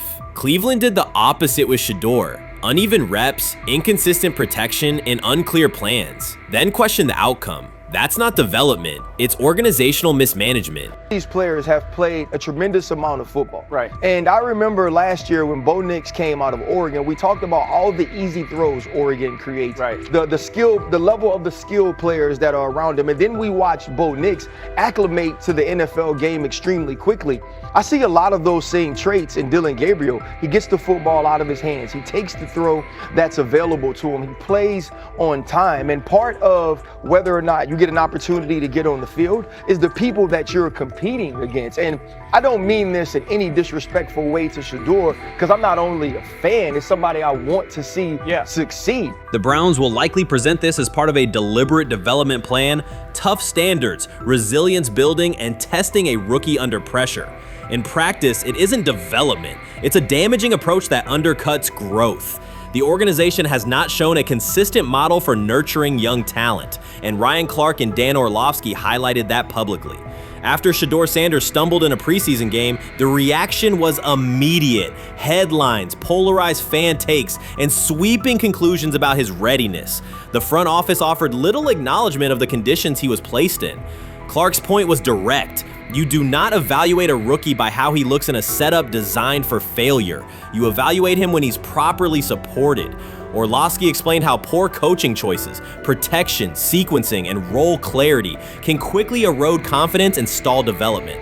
The issue was not Sanders' ability, it was Cleveland's process, which appeared disorganized and unprofessional for an NFL operation. Sometime last week, and then, and I just tweeted that out again this morning, and then today the Joe Flacco one got posted. So running through this, and then of course we'll still have Dillon will be next, and then Shedeur will come last. As training camp nears, Mary Kay Cabot is providing straightforward analysis of the Cleveland Browns quarterback competition. The starter has not been named, but she has moved away from her earlier skepticism of Shedeur Sanders and now acknowledges his talent and potential. Cabot explained that if Joe Flacco is chosen to start week 1, it will mean he is the most prepared to play immediately. This approach would also give younger quarterbacks such as Kenny Pickett time to adjust, refine their skills, and maximize their potential while Flacco handles the early workload. She added that a Flacco start would not prevent Sanders from earning the position later in the season. The depth chart remains flexible, and Sanders' continued development could put him in line for an opportunity as circumstances evolve. Cabot also noted that Pickett could win the job for week 1, but he must demonstrate he can integrate smoothly with the offense and perform reliably under pressure. The Browns want a leader who can control the huddle, execute plays efficiently, and maintain composure. Pickett's performances in upcoming practices and preseason games will be critical in determining whether he secures the starting role or Sanders ultimately takes the reins as the season progresses. Things like that. It doesn't mean that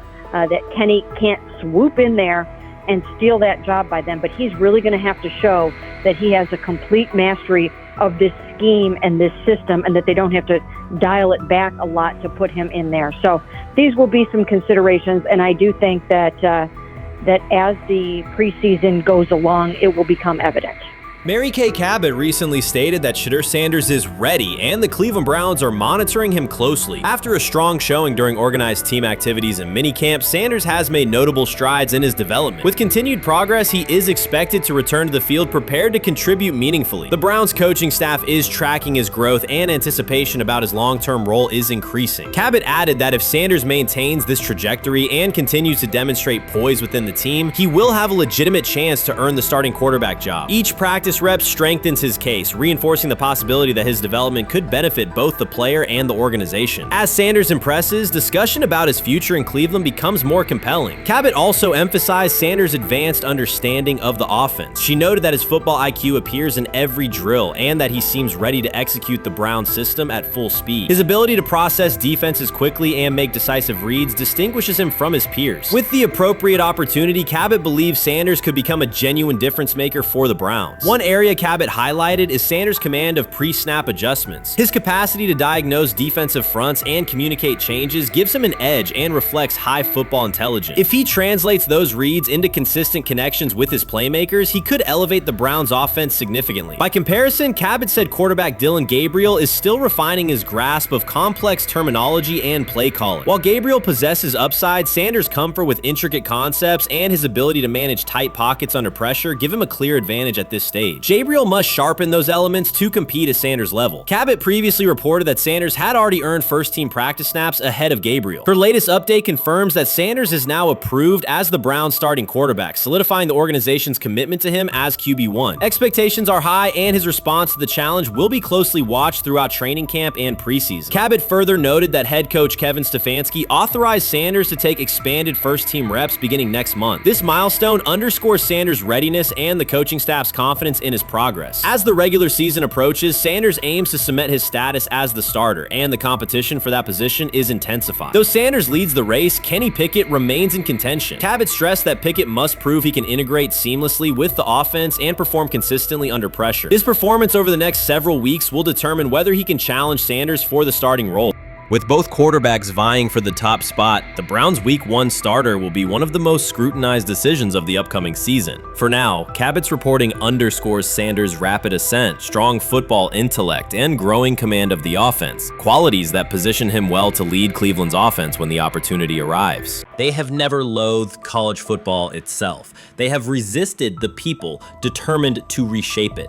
When Deion Sanders, black, direct, unapologetic, walks into a room of power brokers and speaks with authority instead of deference, critics recoil. During his playing days, they complained about celebrations and gold chains. Now that he is a head coach, mentor, and father, they label him something more polite, but just as dismissive, a problem.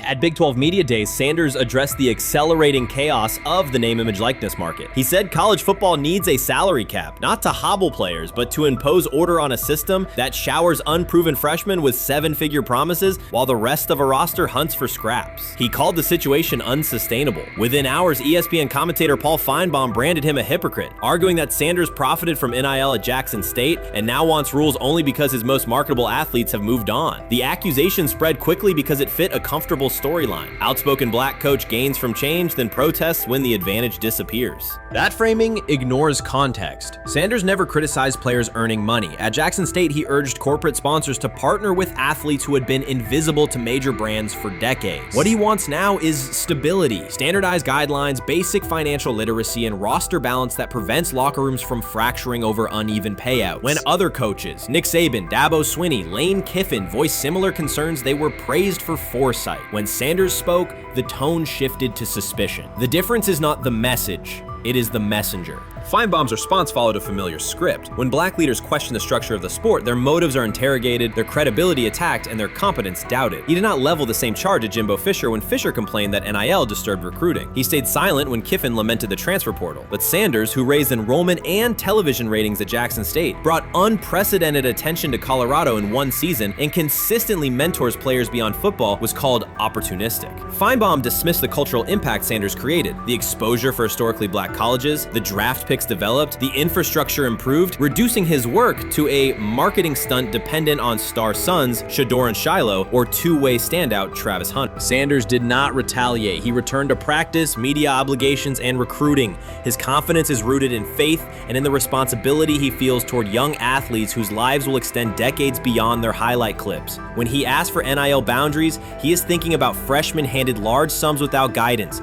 families unprepared for sudden wealth, and programs that abandon kids once production stalls. He has watched that cycle from the inside. He wants protections, not restrictions. Critics predicted Colorado would fade once Shedeur and Hunter leave. Instead, Sanders signed blue-chip quarterback G.J. Lewis and a wave of transfers eager to join a program that values personal growth as much as on-field wins. Recruits see a coach who challenges the status quo, who places black culture at the program's center without apology, and who will remain visible when social media buzz cools. They recognize that Sanders does not chase attention. Attention follows his results. Media outlets reduced the upcoming Buffaloes season to a win total prop. 6 victories, give or take. Sanders is playing a longer game. He wants to show young athletes, especially black athletes, that they can lead authentically, speak with conviction, and refuse to shrink for access. Success measured only by the scoreboard misses the point. If Sanders builds men who graduate with financial literacy, self-confidence, and community awareness, he will consider the mission successful,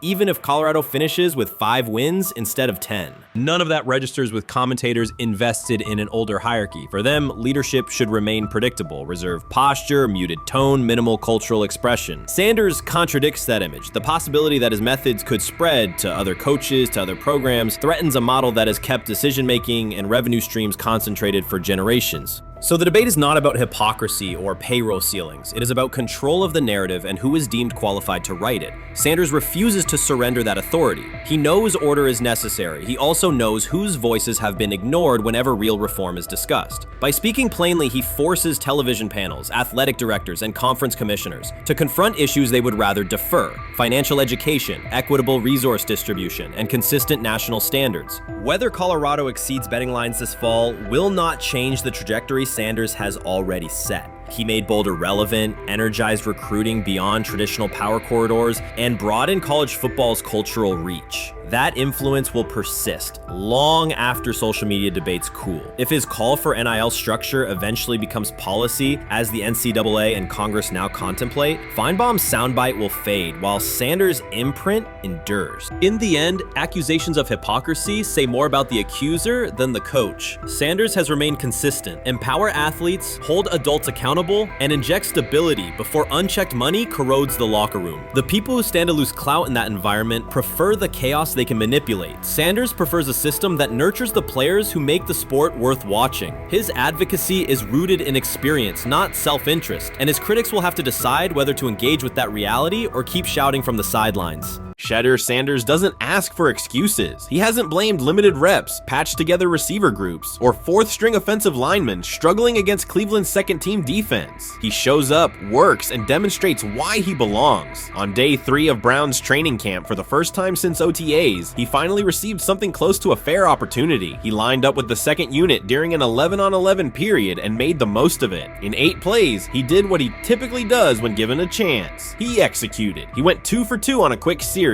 finishing with a decisive throw to tight end Blake Whiteheart that immediately caught the sideline's attention. There was no hesitation in his drop, no unsettled feet, and no panic. Just firm, accurate timing and clean operation. It raised an obvious question: what has taken so long for the Browns to evaluate him with a functional group? The story isn't only about one throw, it's about the delay before it. Sanders has been the guy for most of his football life, commanding high school programs, starring in the Southwestern Athletic Conference at Jackson State, then operating under national attention at Colorado. For the first time, he's been told to wait. He has treated that reality as part of the job rather than a setback. He has prepared like a professional since the moment he arrived, and on the 3rd day of camp in heavy heat, he let the football represent his case. While coverage focused on the veteran presence of Kenny Pickett and Joe Joe Flacco, Sanders made an impression with minimal volume. The difference with the second team was immediate. Protection held up, routes were on schedule, and progressions unfolded as designed. Within that structure, he looked like the quarterback who led efficient offenses at Jackson State and Colorado. Calm in the pocket, decisive in his reads, and accurate to tight windows. This was not simply a good practice period, it was a clear statement. He was not just operating the script, he was directing it. The timing was sharp, the reads were clean, and the seam throw to Whiteheart was a high-level anticipation throw, professional in placement and pace. The narrative around Sanders should reflect that when he is placed in a workable situation, his strengths are visible. Early work with 4th unit personnel included protection issues and unreliable spacing. With the 2nd unit, those variables stabilized and his work looked consistent with his resume. The performance supported a straightforward conclusion. The evaluation should move forward with higher quality reps. Sanders has been explicit about his approach. He does not request special treatment. He intends to be prepared so that when an opportunity appears, he can step in without a drop-off. He has said he wants to be ready for anything and not offer explanations after the fact. That mindset fits what teammates and coaches have observed. A quarterback focused on the assignment, not the conversation around it. The conditions were demanding, relentless sun, heavy humidity, and a practice tempo that stressed decision-making. Many players fatigued as the session wore on. Sanders did not show signs of rushing reads or forcing the ball. He managed the pocket, reset his base when necessary, and continued to deliver on time. The path he has taken, HBCU starter in the SWAC, then Power 5 starter under constant attention, has prepared him for compressed evaluation windows. He has been under scrutiny for years. The heat did not change his process. He moved defenders with his eyes, anticipated breaks, and stepped into throws with balance. The crowd was not chanting his name, and there were no ovations. That was irrelevant to the task. He is focused on the locker room and the staff, and he is building credibility the same way he did at previous stops, by being reliable when the ball is snapped. Quarterbacks coach Bill Musgrave has emphasized ignoring external noise and keeping attention on install, footwork, and timing. Sanders is familiar with the dynamic. He has been followed by cameras and commentary since his early teens. He has experience living with attention and still adhering to routine. Under heat, with a narrow set of snaps and multiple decision points, he stayed composed and effective. 2 speeding citations, 91 miles per hour in Brunswick and 101 miles per hour in Strongsville, became national items. General Manager Andrew Berry characterized the decisions as not smart and stressed that it's not only about driving fast, but about the safety of others. Sanders accepted responsibility, stated that he learned from the incidents, and said he would follow the rules. The attention to those citations did not alter his daily schedule or his practice preparation. He arrived early, stayed engaged, and kept the discussion centered on work. Away from the field, he spent time at Rainbow Terrace in Cleveland after a significant apartment fire, distributing supplies and checking on families affected by the incident. There was no formal media rollout around the visit. It was an instance of direct engagement with the community without publicity attached to it. That reflects the same approach he shows inside the building. Do the work first. Sanders treats each rep as if it might be his last for the day and his only chance to show a specific element on tape. He prepares for protections, cadence variations, route adjustments, and timing with a level of detail that compresses the learning curve. When he is not under center, he studies coverages from the sideline, charts plays, and reviews video before and after practice. He writes down the next day's calls so he can anticipate checks. He has reference using virtual simulation tools to replicate snaps he does not receive physically. That is not a passive stance, it is an active attempt to reduce the distance between classroom and field. He is building relationships across the roster, not just with projected starters. He communicates with defensive backs to understand what they see and how they react to certain stems. He spends time with offensive linemen to align on cadence and protection calls. He connects with newer players away from the facility so that communication improves in practice. That is practical leadership, consistent, low visibility work that becomes obvious when the ball is snapped and the operation is smooth. 3 days into camp, a central question remains. Why hasn't he taken a first-team rep? Flacco has seen work. Pickett has seen work. Dylan Gabriel has been cycled in. Sanders has remained behind all 3 on the depth chart while producing efficient periods when provided stable support. Head coach Kevin Stefanski has not publicly detailed the plan for distributing first-team snaps among the quarterbacks. When asked, Sanders answered that it is not his place to comment on rotation decisions. That response aligns with his day-to-day conduct, respectful, professional, and centered on the next assignment. The staff is managing a room with a Super Bowl MVP, a former first-round pick, multiple rookies, and a new set of combinations on the offensive line. That creates a set of decisions about exposure, pacing, and evaluation windows. Within that context, Sanders has presented a clear case for additional evaluation. He has shown he can execute the offense as designed when the variables are standard. Musgrave has a long-standing connection with the Sanders family through his time as a teammate of Deion Sanders in San Francisco. That familiarity supports direct communication. It does not guarantee anything about the depth chart, but it does help streamline teaching, feedback, and expectation setting. Inside the defensive back room, veterans such as Denzel Ward have provided perspective on timing, leverage, and eye discipline that Sanders has incorporated into his preparation. He is operating without the immediate family structure that defined his college environment. Away from his brother Shiloh and his father Deion, he is managing his own housing, nutrition, recovery schedule, and all the smaller tasks that accompany an NFL routine. Those adjustments matter because they influence consistency across a long camp. He has treated those responsibilities as part of the job rather than distractions, which is reflected in a steady daily approach. What he showed on day 3 with the second unit was not a surprise to those who have tracked his prior work. It was a continuation of a profile: efficient sequencing, clear timing, and consistent ball placement when protections and routes hold up.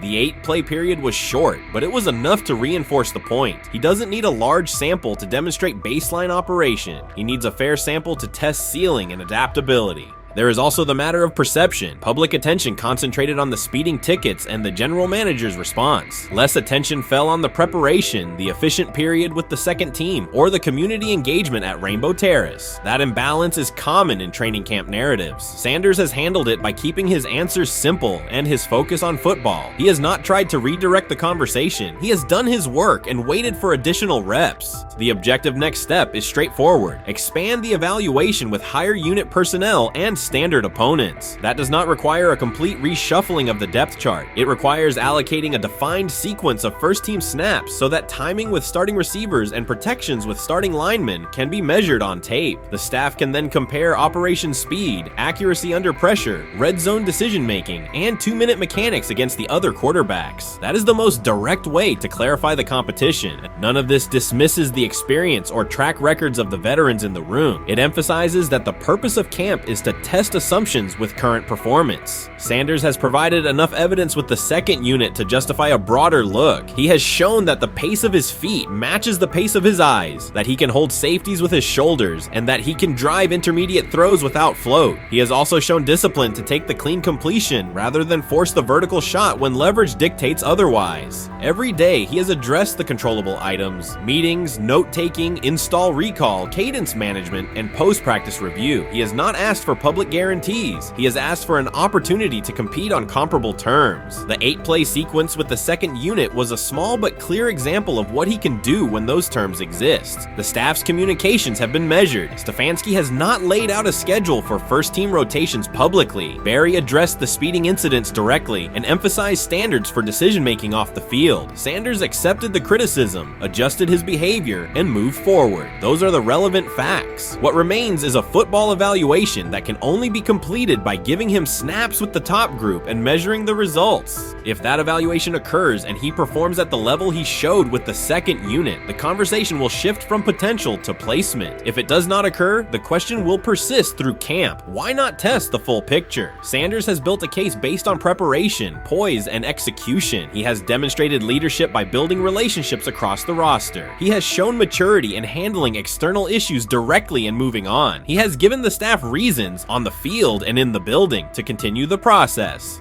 3 days into camp, he has answered everything within his control. He has shown growth, discipline, and consistent operation. He turned early fourth-team disarray into learning, then executed cleanly when moved to the second unit. He kept the discussion on football when outside topics threatened to dominate. He has not tried to win a press conference. He has tried to win every rep. If he continues to stack days like this, the next step is logical. Evaluate him with the starters, document the results, and let the tape determine the depth chart. Until then, he will continue to prepare, continue to compete, and continue to present the same message through his play. The 2025 NFL Draft was expected to be Shedeur Sanders' moment. Many projected him as a top 10 talent and a headline quarterback in one of the most discussed college football storylines in years. Instead of walking across the stage on the first night, he waited through 3 days without a call. There was no celebration, only silence. When the phone finally rang at pick no. 144 in the 5th round, it was the Cleveland Browns. With that selection, the financial outlook changed dramatically. The Sanders family believes this was not a typical draft slide, but the result of coordinated action. They are pursuing a $100 million lawsuit alleging collusion across parts of the league.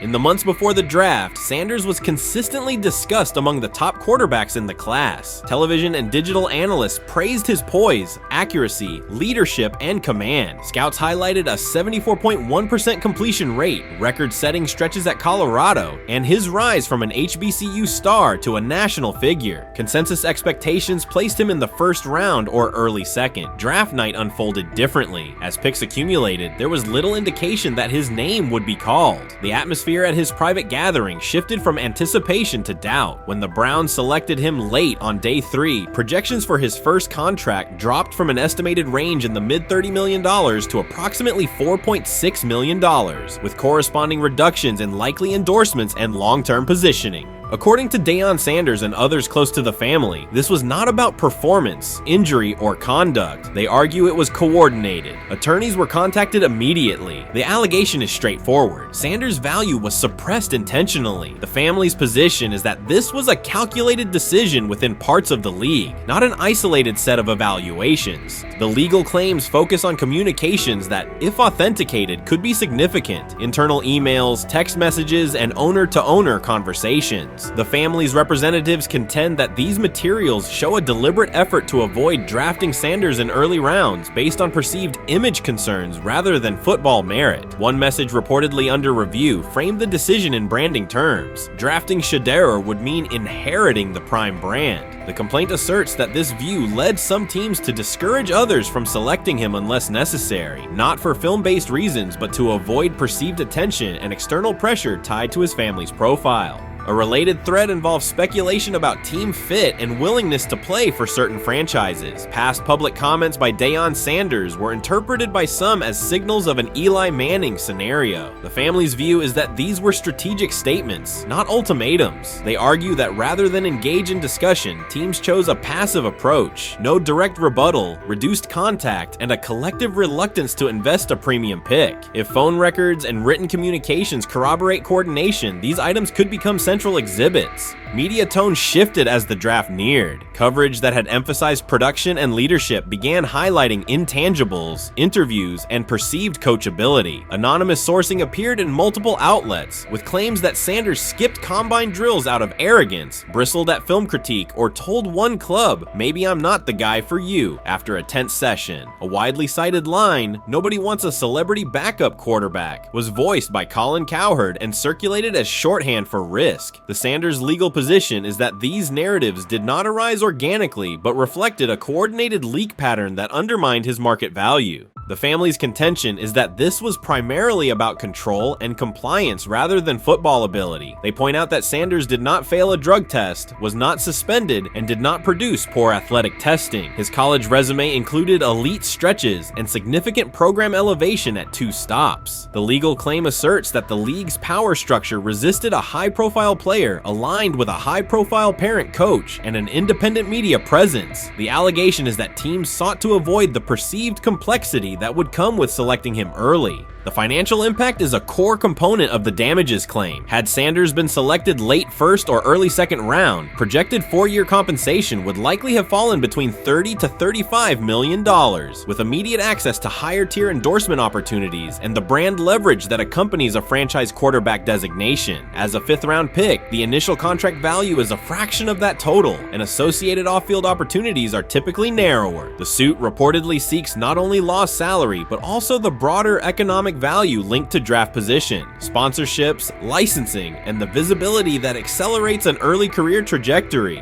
The filing's scope, as described by sources close to the family, extends beyond the league office. It may involve media outlets, scouting firms, and specific executives if discovery shows coordination or materially false statements that affected value. The argument is that the draft slide harmed not only Shedeur, but also the broader Sanders brand, affecting perceptions of Deion Sanders as a recruiter, coach, and public figure. The family's view is that narrative construction around brand risk and celebrity backup produced a measurable economic and reputational loss. If a court authorizes discovery, the process would likely compel emails, internal draft notes, and message archives from teams and third-party intermediaries. Subpoenas could be served on media organizations for sourcing records related to anonymous quotes. That level of transparency would be unusual and could reveal how information flows during pre-draft periods. The legal theory moves beyond a single player's evaluation to the draft's integrity, whether owners or executives acted in concert to reduce a prospect's value for reasons unrelated to football performance.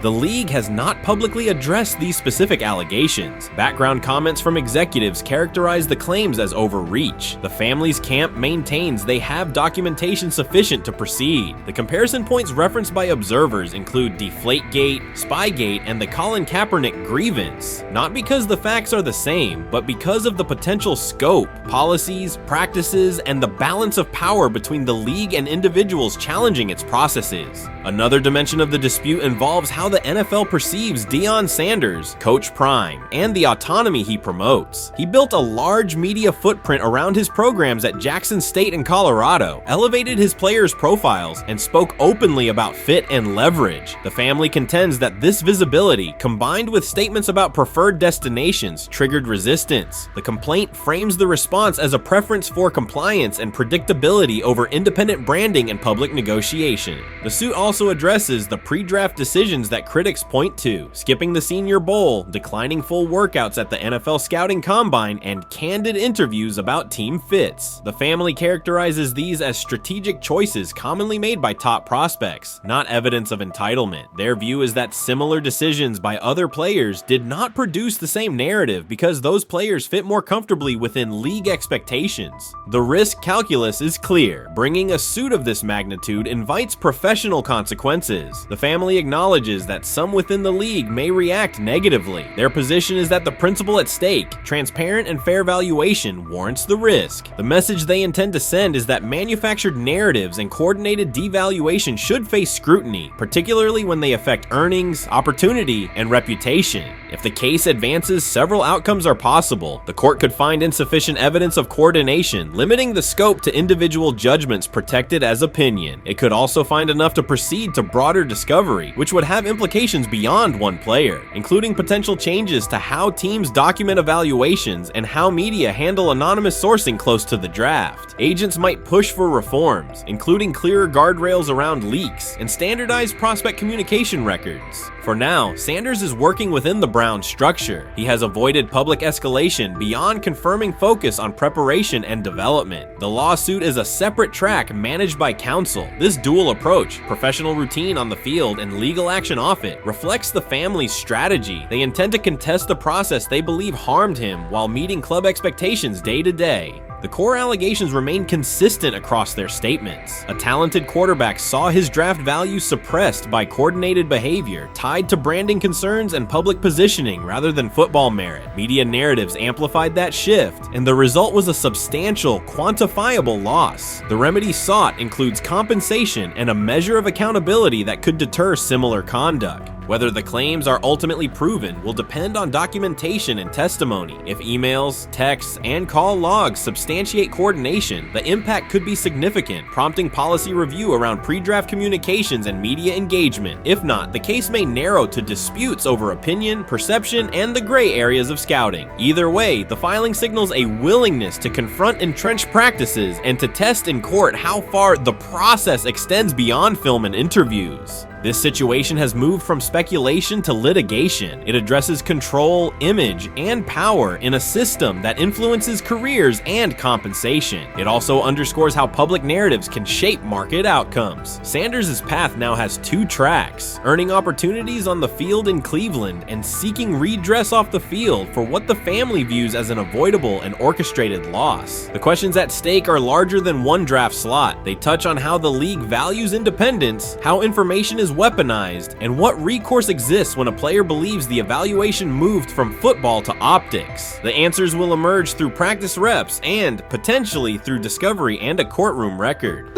Honestly, guys notice it more when you're out winning games, right? If Cleveland starts off in a bad start, they're not doing well, and all of a sudden Shedeur or Dylan Gabriel are doing well in 7-on-7, they're throwing dimes. In practice drills, the number 1 defense can't stop them.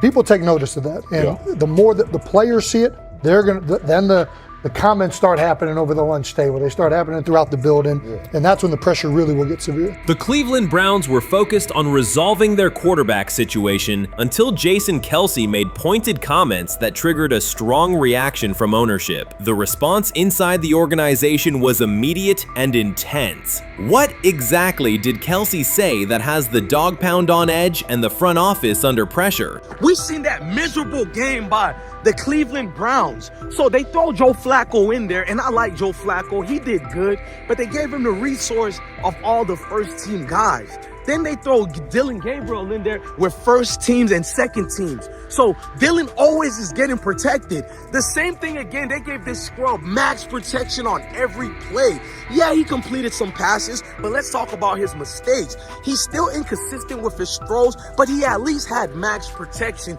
The Cleveland Browns continue to be defined by inconsistency and avoidable setbacks. Even as fans hoped the organization had turned a corner, Jason Kelce, fresh off retirement, offered a direct critique that reignited doubts about the team's direction. His remarks implied the franchise's structure and decision-making remain unstable and recent progress may not hold. The takeaway for leadership is straightforward. Identify core issues, align on a coherent plan, and execute with discipline. For supporters, it's another sign that the problems run deeper than a single season. They throw Shedeur Sanders in there with the lowest cab drivers you couldn't even get on 5th Street.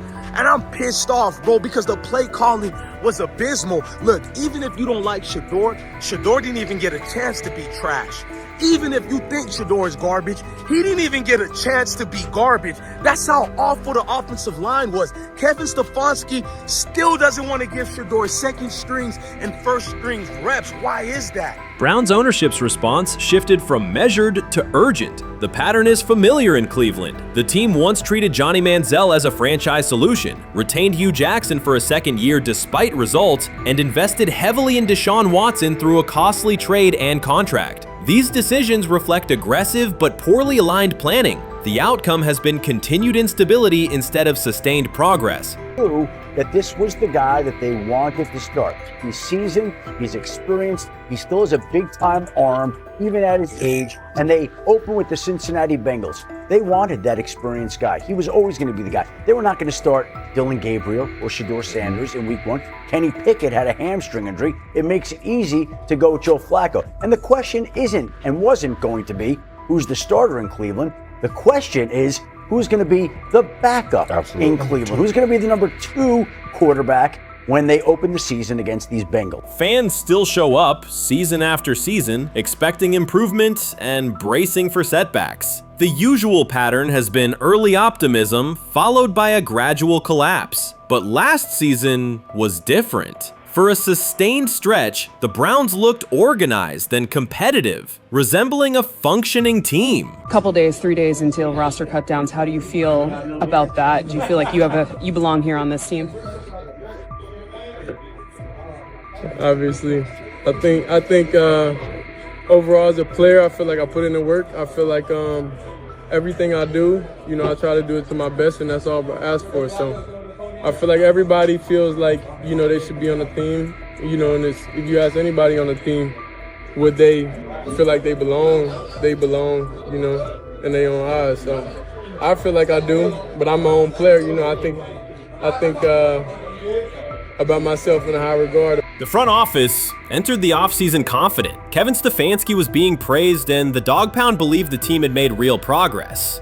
Then Jason Kelce delivered a pointed assessment that cut through the optimism. Fresh into retirement, the former Eagles All-Pro and Super Bowl champion said Cleveland still looks like a team patching over issues rather than building a durable contender. Kelce's view was direct. The Browns' structure is fragile, and the roster is too dependent on perfect health at quarterback. He argued the team is one injury away from losing continuity and sliding backward. Because Kelce has operated inside a stable, championship-level organization, his comments carried weight with players, media, and fans. The reaction was immediate. People took his critique seriously, not as outside noise, but as an informed evaluation of how a successful team should be built. Ownership also felt the impact. Jimmy Haslam's response shifted to urgency, a sign that leadership recognizes the stakes. The criticism arrives in the context of prior high-risk decisions, especially the fully guaranteed $230 million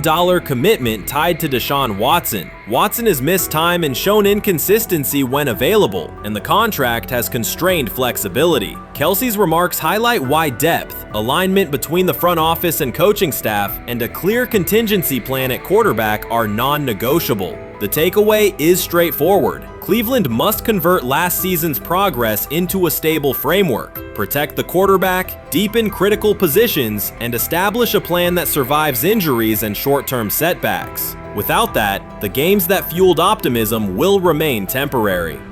If you're a betting man, who do you think starts for the Browns at quarterback? Okay, this is the situation. Kenny Pickett, they actually traded for him. Joe Flacco, no one's bringing Joe Flacco in the building thinking Joe Flacco's going to be the starter. If Joe Flacco is your starter, you got a problem. You have a huge problem. And if they were saying Shedeur was the starter as the 5th rounder, you got a real problem too, because he passed over all these guys in these reps in the offseason in shorts, in bikini shorts, Speedos and stuff.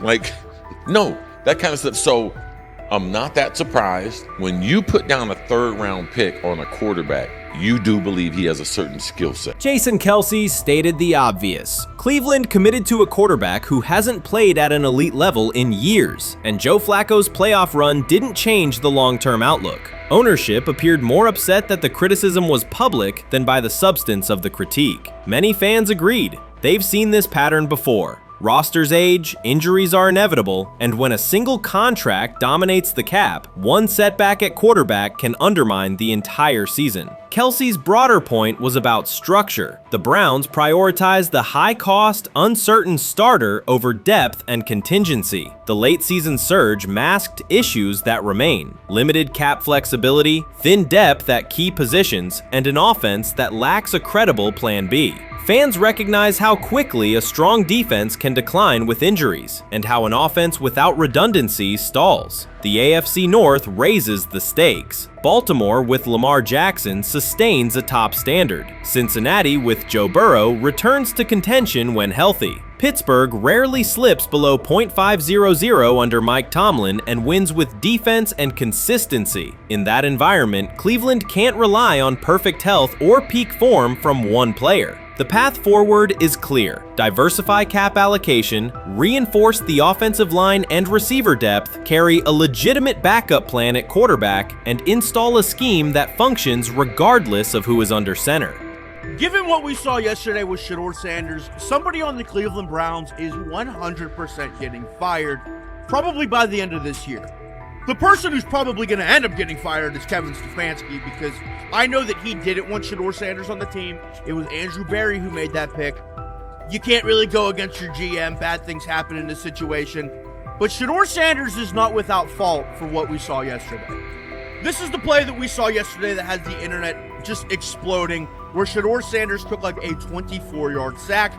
Half of the internet is saying that this is all Kevin Stefanski's fault. Cleveland showed progress last season, but the underlying concerns remain. Jason Kelce highlighted them directly. The Browns' long-term plan is fragile, cap-constrained, and overly dependent on perfect health at quarterback. His comments focused attention on structural issues, roster depth, continuity in coaching, and a sustainable offensive approach, rather than a single hot streak. That criticism resonated because it reflected what many around the league already see. Ownership ownership's reaction underscored the sensitivity. Jimmy Haslam has presided over frequent coaching and quarterback changes, and external scrutiny carries weight when it comes from a respected veteran with championship experience. Kelsey's remarks reinforce that last year's Joe Flacco stretch was a short-term solution, not a foundation. The team still needs a durable plan that can withstand injuries and inconsistency. The practical takeaway is clear: stabilize the system, diversify cap usage, and build depth at key positions so the offense functions regardless of who is under center. That includes a coherent development pathway for younger talent such as Shedeur Sanders, with defined practice reps, protection, and scheme alignment. Kelsey didn't say anything outrageous. He articulated the gap between a brief surge and a credible long-term contender. I have the faith of a mustard seed.